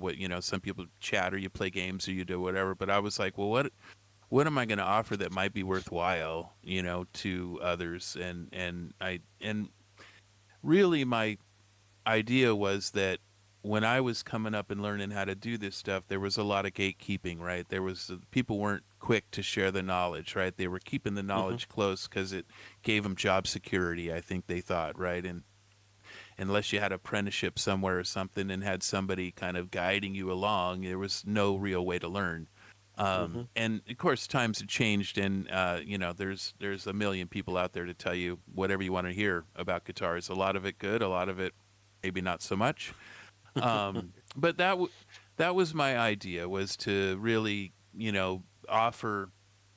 I said, yes, I've got guitars to work on, but while working on them, it would be the opportunity to open a conversation about how some of this stuff could be done, and if I could help somebody learn how to work on their own guitar, that would be a worthwhile thing. That would make me feel good, and that would make it sort of feel like I was doing something with purpose and not just like, hey, watch me work on stuff, yay. And that sort of was the byproduct. I'll be here working on stuff, but let's talk about what you want to talk about. Jesus, scared the shit out of me. Hey, Hez, how you doing? H is in the house, ladies and gentlemen. Hey, Hezzy. It's Billy. It's Billy and Billy. It's Billy and Billy.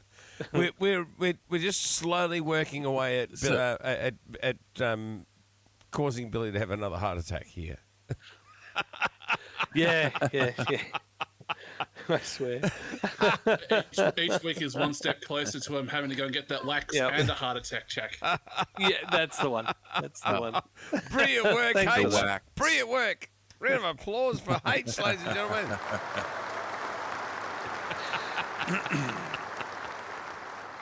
Love your work, H. Fantastic. Hang on, I might press that other Ophi now, Billy, just in case. Okay, thanks, man. Thank you.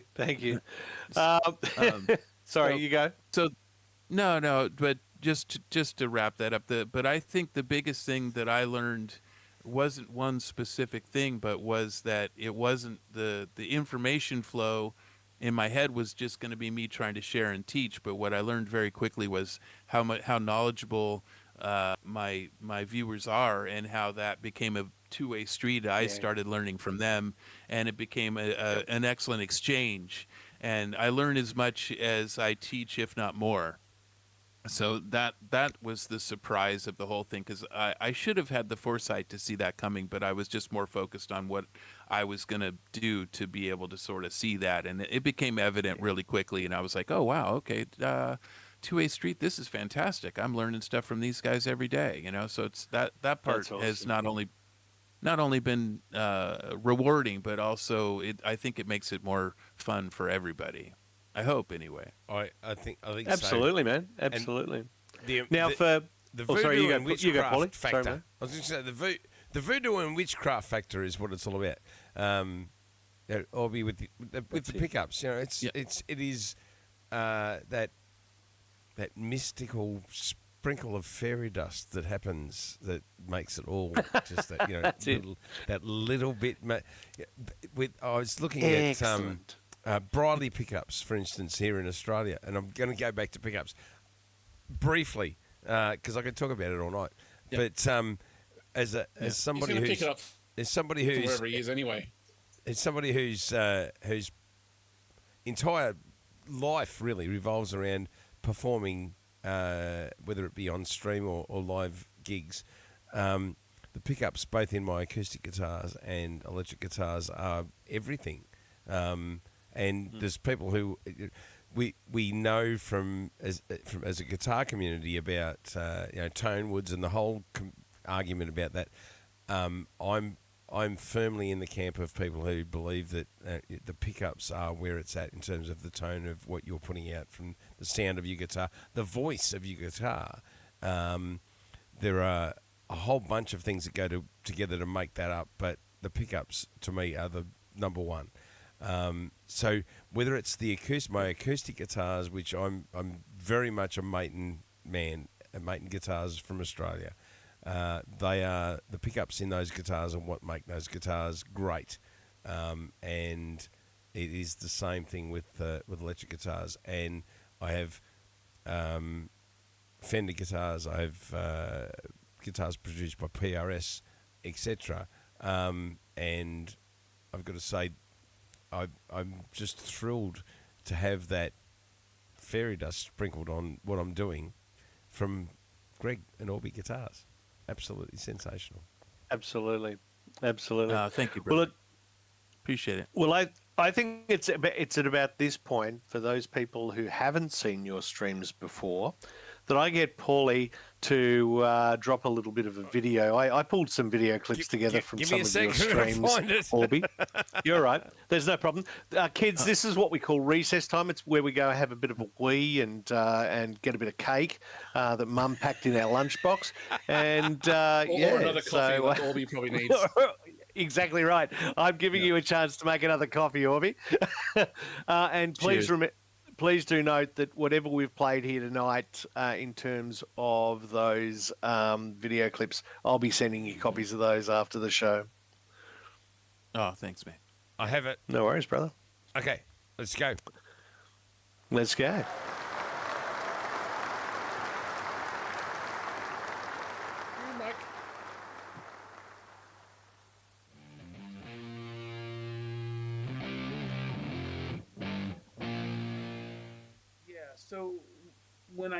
So after it dries, I'm going to sand it, what's called sanding back, right? We'll sand it back, and then the flame will hold a lot of that black, and then we'll bring back some of the wood colors in the harder bits, in between the flames.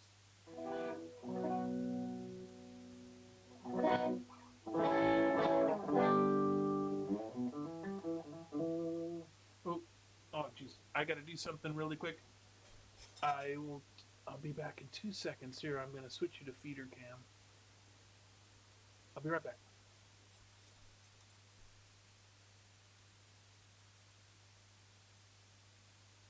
I don't know if I played through an Orange Crunch. If you know how to crunch. Yeah, those little oranges are good.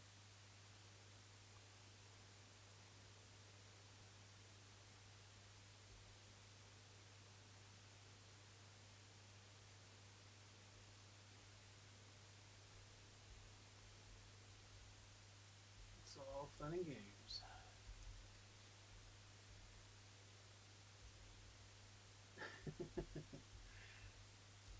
He said bottoms up. I was just doing what I was told. Oh, you can have all the fun you can have all the fun you want. Lovely work. I've been trying to rearrange things a little bit, and I'm sorry I can't read chat all at the same time, but I will check in. It's one of those things that's not super fascinating, and to a lot of people, and to some it is. So if you're one of those people that's considering making your own pedals, hopefully we can provide some a little guidance, a little help, and that's all. Otherwise.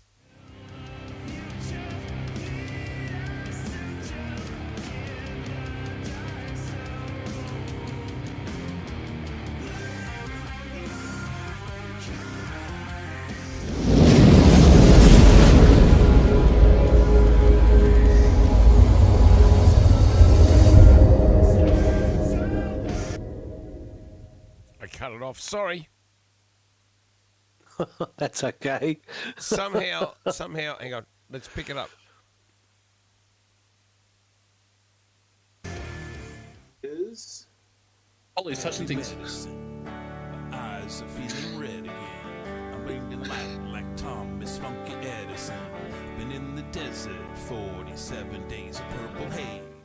the raid and the sub. Hey Medic, what is happening, my friend? Good to see you. Yeah, if you guys aren't checking out Missy Hippie, she's the master tie-dyer around here.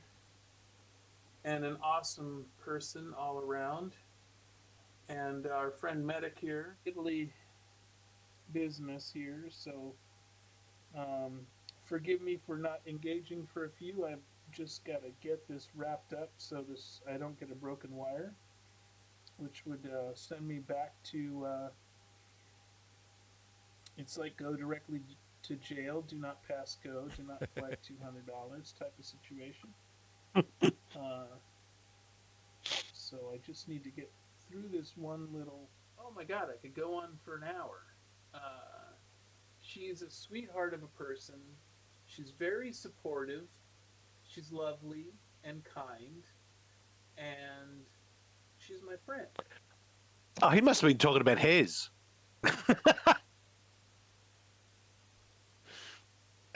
We love her. I'm joking. I'm joking. So I'm just hanging it to dry.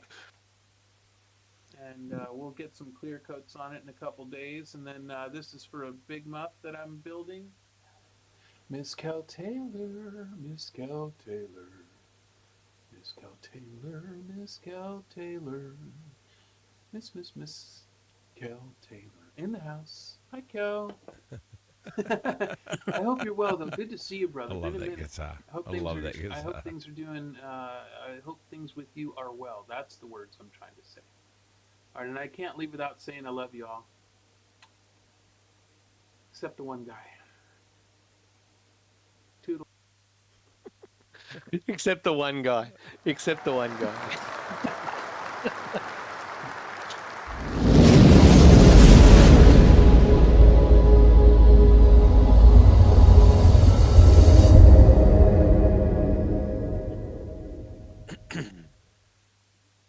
And my apologies for screwing that up midway through. Sorry, That's guys. all right. I think that gives a good broad cross section of your streams, Orby. Yeah, that's who I am. I love that. So, It's fantastic. I mean, I think earlier I did allude to the fact that I'm one of the people. Whoa! I'm one of the people who is lucky enough to have a copy of XL Orbiter 500. So, talk to me about, or talk to us about Orbiter 500. I'm sure you guys have released some other stuff. What was how did Orbiter 500 come about, and what was your role in the band? Was it just guitars, or did you play a bigger part in it? Were you a founding member, etc.? Yeah, so that came from basically just wanting to jam, and my old band had broken up. I was working at the studio, and I was still, writing songs and playing guitar and wanting to, fulfill that itch I had inside of me of being in a band and performing and playing and doing all that stuff that we guys like to do.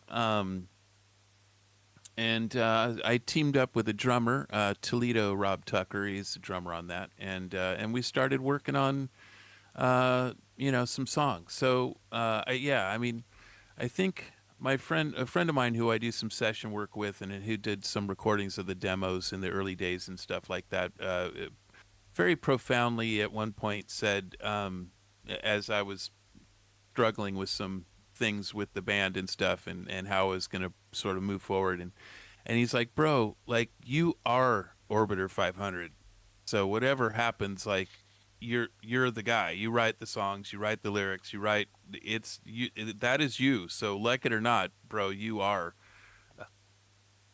the thing. And so yes, founding member and the basic engine of the whole thing, but couldn't have done it without the band. It's a band situation. I just happened to be the guy writing and working on this stuff. Lifeblood. But it was, yeah. I mean, somebody has to be the, I mean, it's great if you have a group of people. My older bands were always like, we would just jam together and just bounce ideas off each other and just write together. And I did a bit of that with this as well, but it just so happened that I was just woodshedding and practicing a lot and writing a lot. And then I'd get together with the drummer and we would hash things out and, play it out and work on arrangements and see what worked and didn't work or whatever. And that went on for quite a while. We had a hard time finding someone to sing. Went through a couple of bass players, went through a few singers. And then honestly, so my drummer had a kid and was like, hey, I'm going to take a time out. And we all kind of thought that we were going to put the band to rest. I did anyway. But we had some recordings done. And but minus vocals, and I had written some lyrics to a couple of the tunes, and that's Econoline Dream and The Judge. And because I'd done some studio work for several guys that I knew, I knew I had some favors I could call in. So I called one of my buddies and I said, "Hey, can you work me in and record some vocals?" And he's like, "Who's singing?" And I said, it's going to be me, and it's not going to be great, but I just want to do it. I want to like finish up a couple tunes and just get them done. And my thought was just to put a button in it before I moved on to the next thing is really what I was thinking at the time. And literally in the middle of those sessions, the drummer calls me and says, "Hey, my kid's a little older. Things have mellowed out. I've got some more free time. Let's put the band back together," basically. And I was like, "Oh, that's weird," because I'm like in the studio recording vocals for a couple of these things right now. And so we did. We finished that up with me on vocals. I've never intended to be a singer. I'm not good at it. I'm just not good at it. So we finished up those sessions, and then we went on to try to find some folks to play with us. And eventually we did bring in permanent we got a bass player and we found a singer, and things were starting to move along pretty good. We wrote the rest of those songs and started thinking about recording that album. And then right around that time, our bass player Ollie, beautiful guy and super cool cat, fell in love and wanted to get married and start a family, and so he departed. And then we got together with a different guy, Jofus, who had been playing in a band with Jason Newsted at the time. And he saw our ad and heard our music and was into it and gave us a call. Said, "Hey, I'm into it. Let's try to jam." And I was like, "Okay, cool." And Joe was a good fit. And then kind of finally all the pieces were together, and we went into the studio and recorded that album, played a bunch of shows, and we had a pretty good run. And yeah, that's kind of how that all went. Pretty awesome, man. That's very cool. Absolutely. Have we had any questions from the channel at all, Metal? Not lately, but I mean, we've still got Beck asking about whether certain people have had Vegemite or not. Yeah. I'm sure. I'm sure. I must admit, it is a very staple diet of us Aussies. Everyone wakes up and has a bit of Vegemite in the morning. Well, I did try Vegemite, baked beans with Vegemite on stream last night. You did indeed. Yep, you did indeed. You said you rated them? Pardon? Oh, I rated them very highly. You said you rated them well? Yeah. I've had them before. I rate them. Yeah, absolutely. Did we get an answer though? Has Orby tried Vegemite? So I did answer in chat, but I'll tell you too. So when I was living in Tahoe, I worked with a couple Kiwis on the mountain. They had come for a season to join in our ski bumness, and they were beautiful guys. They're really cool cats. But they had brought some Vegemite with them, or had a source or whatever. But they were big on it, and they were like, "Oh, you got to try it." So I've had Vegemite on toast for breakfast before with those guys because they were going to make me do it no matter what. It is yeasty and salty. I found it is very yeasty and very salty. Yep, indeed it is. So it's official. That's probably the only way you tried can describe it. Vegemite. What was the verdict? I didn't hate it, but I didn't love it. But I know a lot of people are just like, oh my god. But yeah, no, it was all right. It didn't make me wander down the path of where can I find it, and I got to eat this every day. But the fact that I got to share that with a couple of New Zealanders, I thought was very special and very cool, and that they were bringing a little piece of their home to Tahoe. So that part was really fun. But, well, it's not their home; it's our home, and it's interesting that Kiwis actually enjoy Vegemite too, which is pretty out there. Yeah. Well, I mean, look, there's neighbors nothing, anyway. There's nothing more Aussie, right, than waking up in the morning and getting assaulted. Indeed. Because we verbally assault each other every day anyway. I mean, you got Billy calling you a pelican. Yeah, that's it. Yeah, I saw two peanuts walking down the street the other day. One was assaulted. Oh. Anyhow, moving on along. The other one, did he get crushed up and chewed? That's it. It was like the two Irishmen that walked into a bar. I thought one of them would have seen it.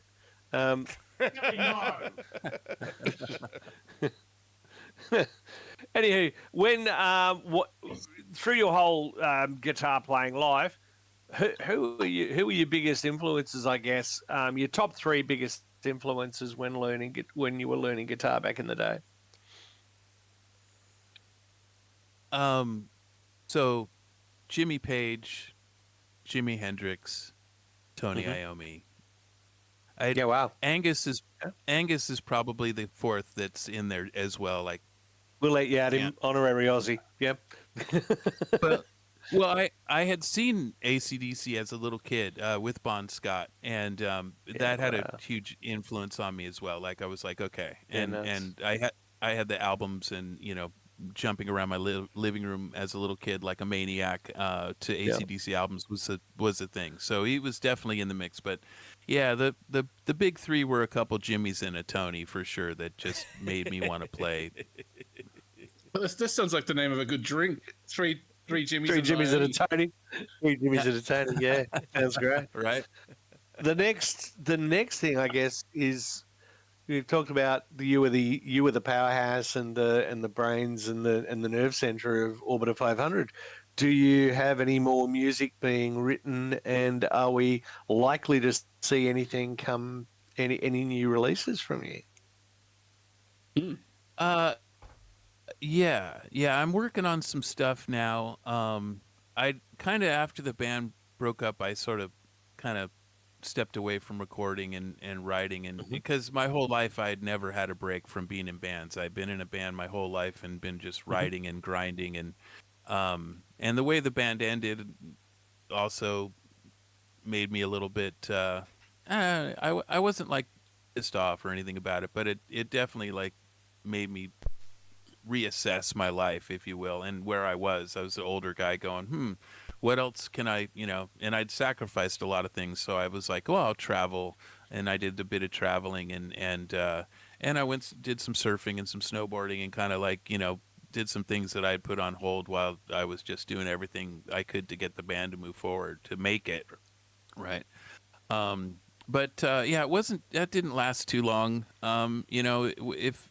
If the music is in you, the only thing that will fix that or give you will scratch that itch is to play music, right? Most people who are sort of play know, right? There's nothing else you can do. It just so I'm working on some stuff. I've been working on some of these things for quite a while, but I just I just kind of got a new system that will handle the recordings a little bit better.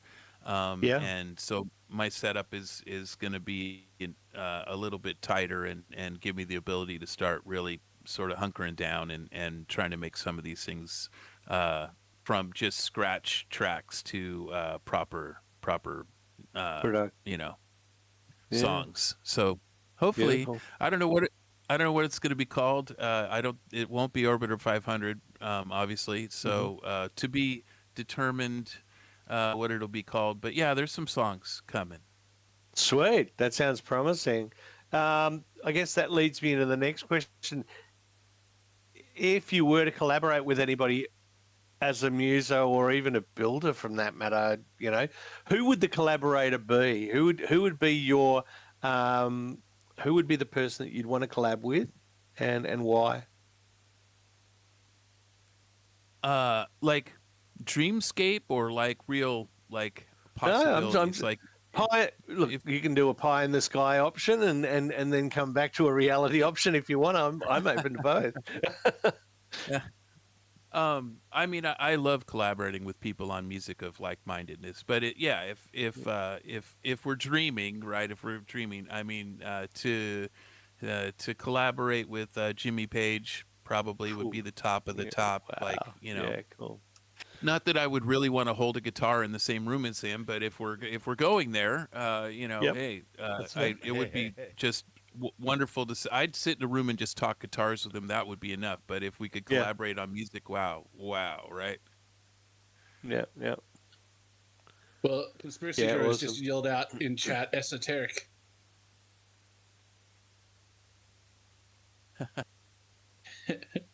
Nice. So thanks for that one, Conspiracy. But yeah, We're going to be winding up with a last few questions. If you could only keep one tool from your workshop, what would it be? My brain. And don't say Paul. I'm sorry. no, because Billy's always close by. That's why. No, Yeah. your brain. My middle name's Stanley, man. I'm always a tool. Yeah, brain. That's a really good response. I wasn't expecting that one. And what is one thing that people would be very surprised to learn about you? That I was a teenage hand model.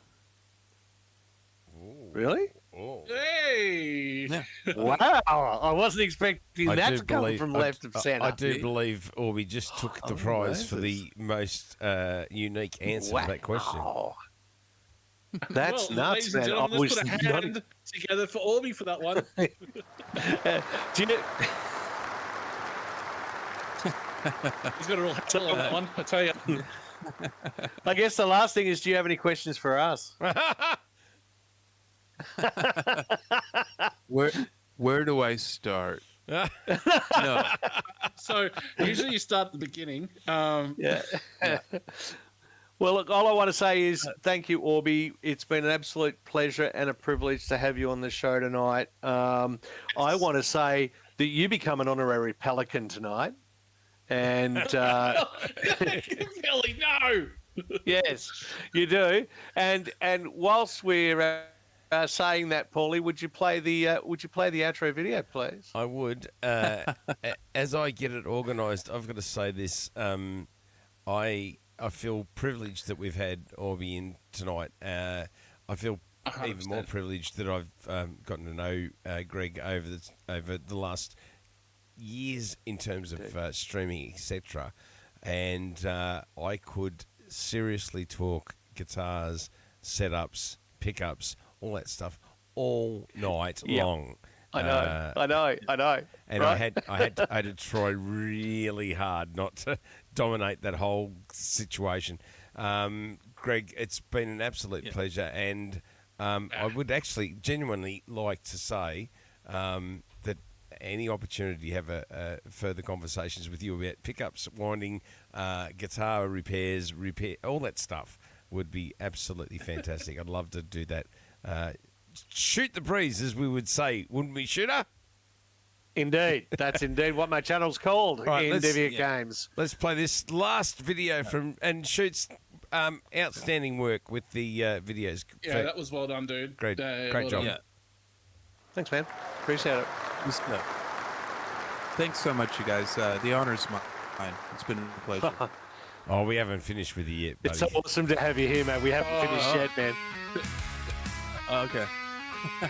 Oh, hang on. It's the button. Wrong button. Hold on. That's where I have two stream Double. decks. We got Oh, double volume, double audio as well. Yeah, I'm I was hearing double pressing audio. pressing the wrong button. Hold on. Let me go. Here we go.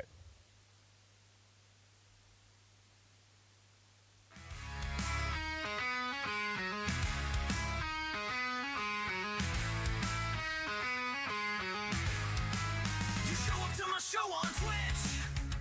I'm the scratch for your itch. The Joker from down under. Billy sometimes silly. Oh, yeah, Pelican. Oh, yeah, Pelican.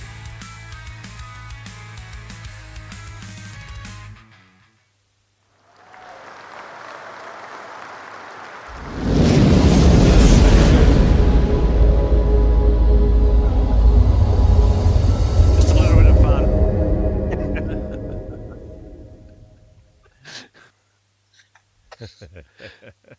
Mate, again, thank you That's so awesome. much. That is so good. Absolutely fantastic to have you on the show. A privilege and an honour to be your friend. And yeah, thanks very much. And we got to talk about some more pickups down the track, and yeah, maybe some brown paper bag sessions where we talk guitar setups and so on. You know that I can't wait. Indeed. Yeah, absolutely. No, it's been a pleasure. You guys are awesome. You know I love you guys. I follow all you guys. Try to be in there whenever I can. You do. It's Indeed.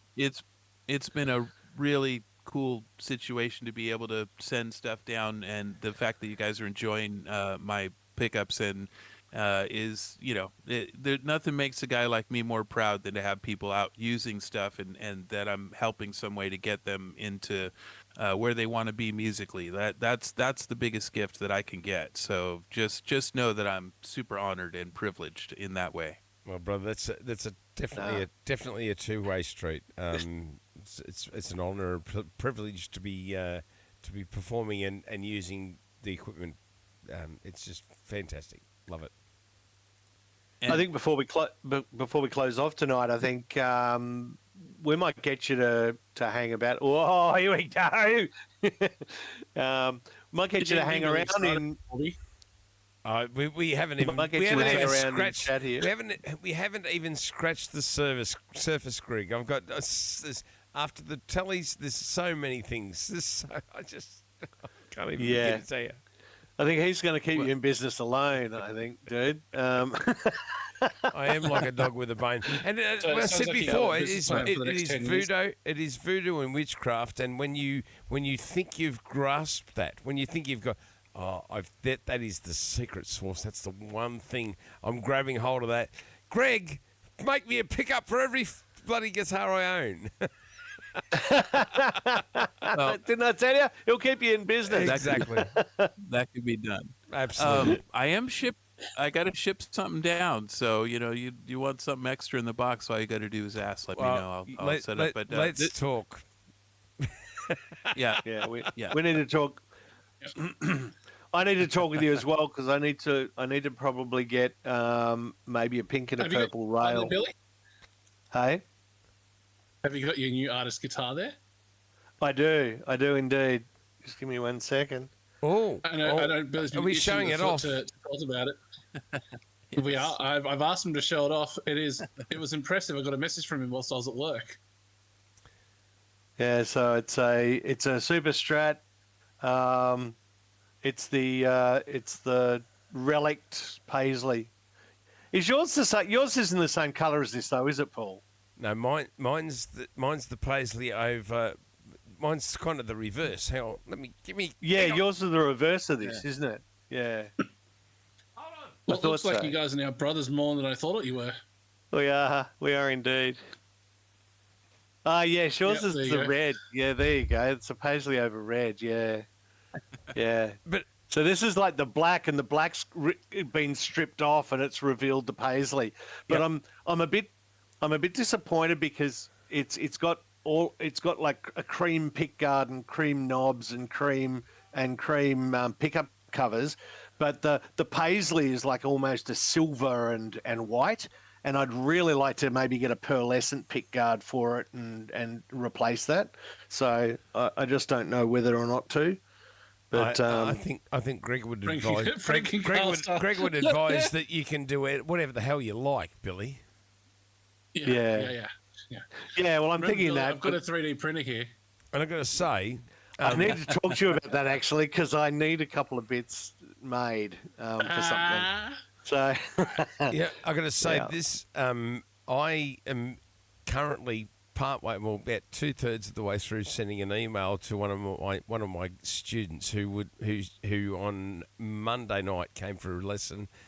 She's been playing acoustic guitar, and I put this guitar in her hands and said, "Have a play," and we played Zombie Cranberries. Oh, nice.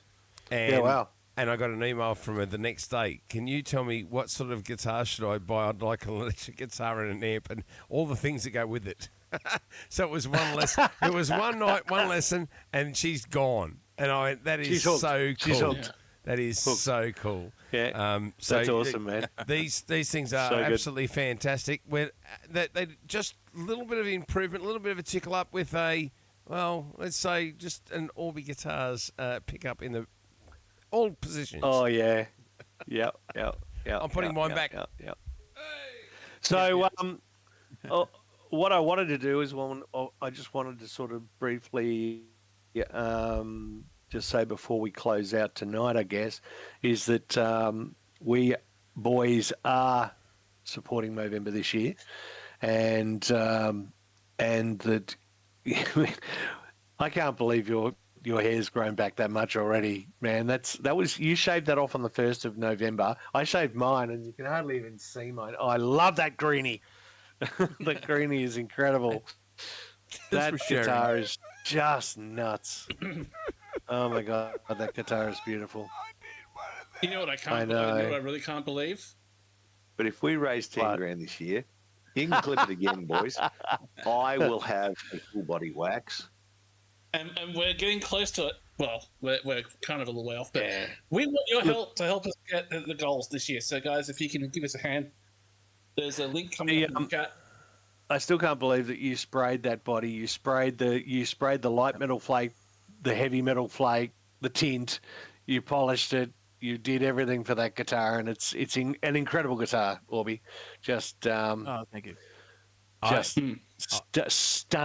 stunning guitar. I will But, go one step further. I'll tell very, very, very quickly tell you this story.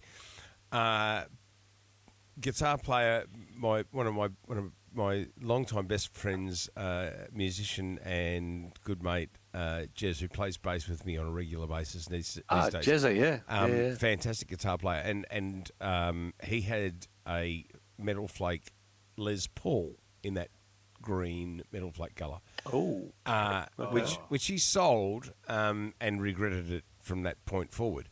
But I loved the look of that guitar. But I'm a Strat guy. I've been a Strat guy forever.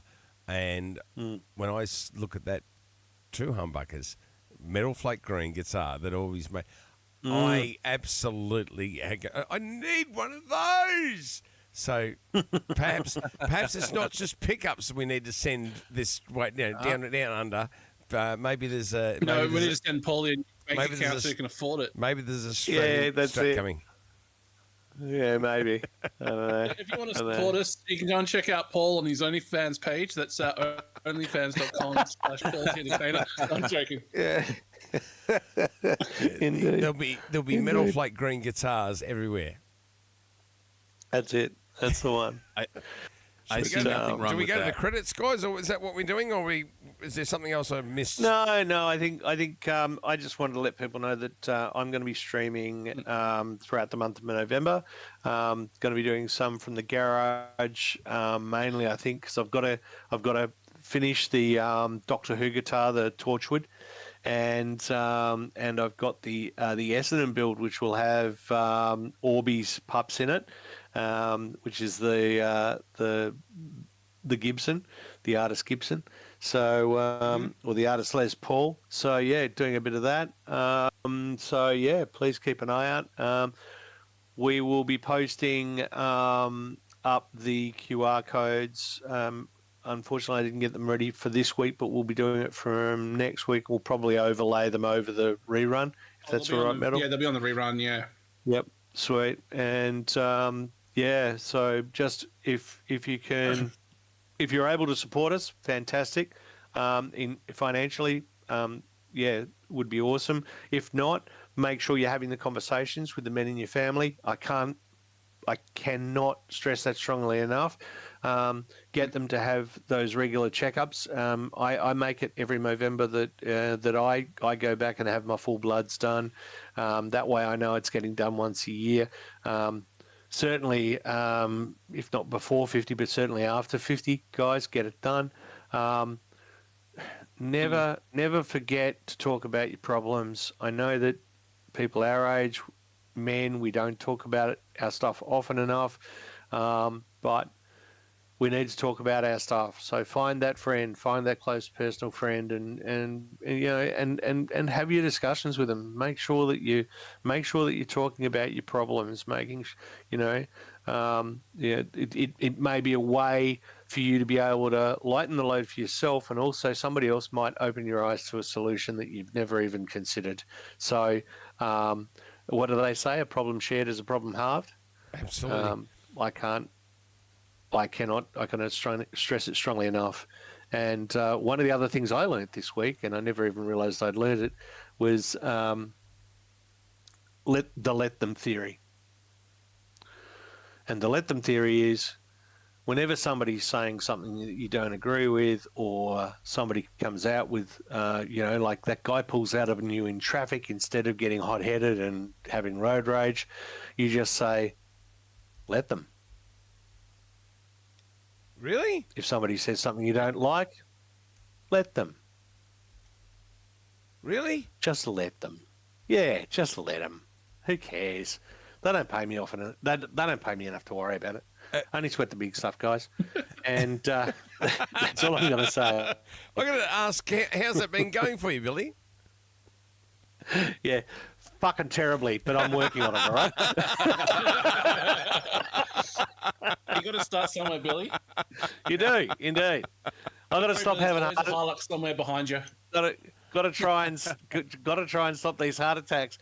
So I've got to reduce the stress in all other parts of my life, just so I can make up for the times that Hez comes in here and scares the living bejesus out of me. Oh, come on! You know you love her. I've just got to say one thing, I Billy. didn't say I don't love her. Didn't say I don't love her. That was excellent advice about going to see a doctor. I actually had a conversation with my doctor recently where we said you really should consider cutting down on your drinking. So we worked out a solution. I now have a new doctor. Yeah. Well, you know what? I only drink twice a week, once for 3 days and the other for 4. No. Stop it, Billy. Stop it. Cheers. My glass. All right, guys. Thank you very much for being here tonight. Absolutely. Thanks for everyone that came in and watched. Thank you, Orby, for being here once again. Paul, take us out to the outro scene, the credits. I will. And we're going to read it. Oh, sorry. That didn't work very well, did it? No, it didn't. Look at that. That's terrible. We'll go back to where we were and we'll read from there. We'll read from there. All right, easy. But thank you very much, everyone, for watching. We'll be on for the rerun next week, and then the following week we've got our next guest all lined up, hopefully. So be there or be squared. Same time, same place. Before we go, Who have we got, Paulie? I was going to say, before we go, first of all, let's check in with Ron. Oh, yeah. Is he going to work this week, you reckon? Oh, he's there. Right. I paid his internet bill. He does appear as though he's nodded off, though. Hang on. Ron, are you there? Ron.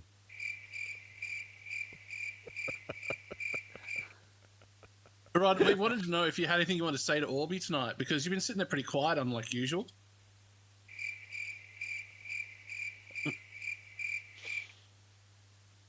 All right.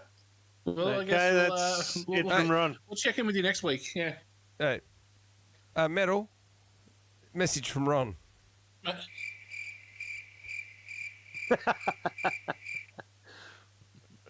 As soon as I I find had the that all right ready to button, go I'll too. come back.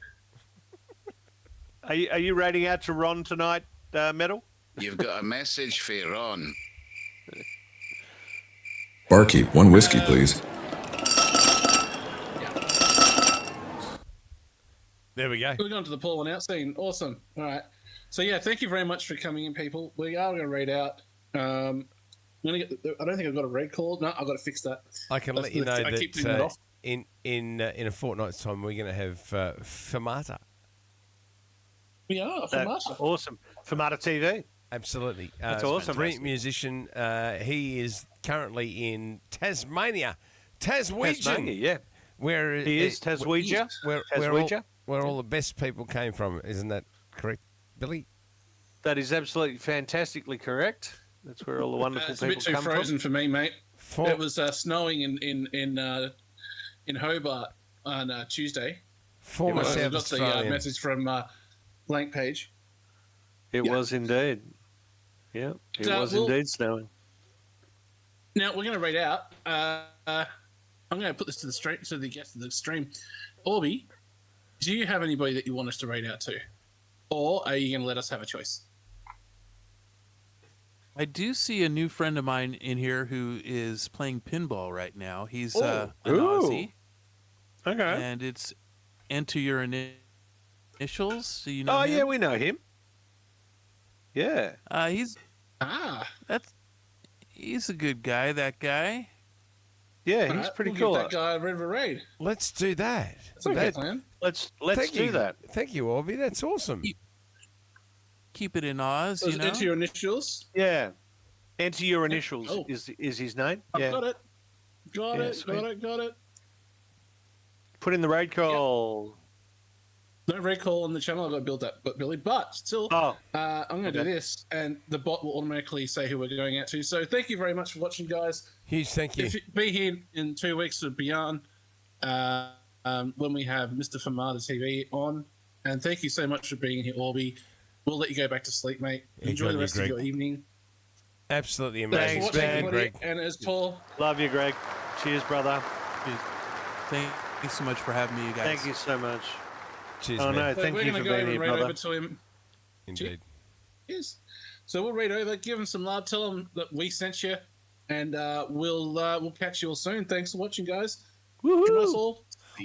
Lots of love. Welcome to the mash. Shut up the lace to unwind. Three pals in a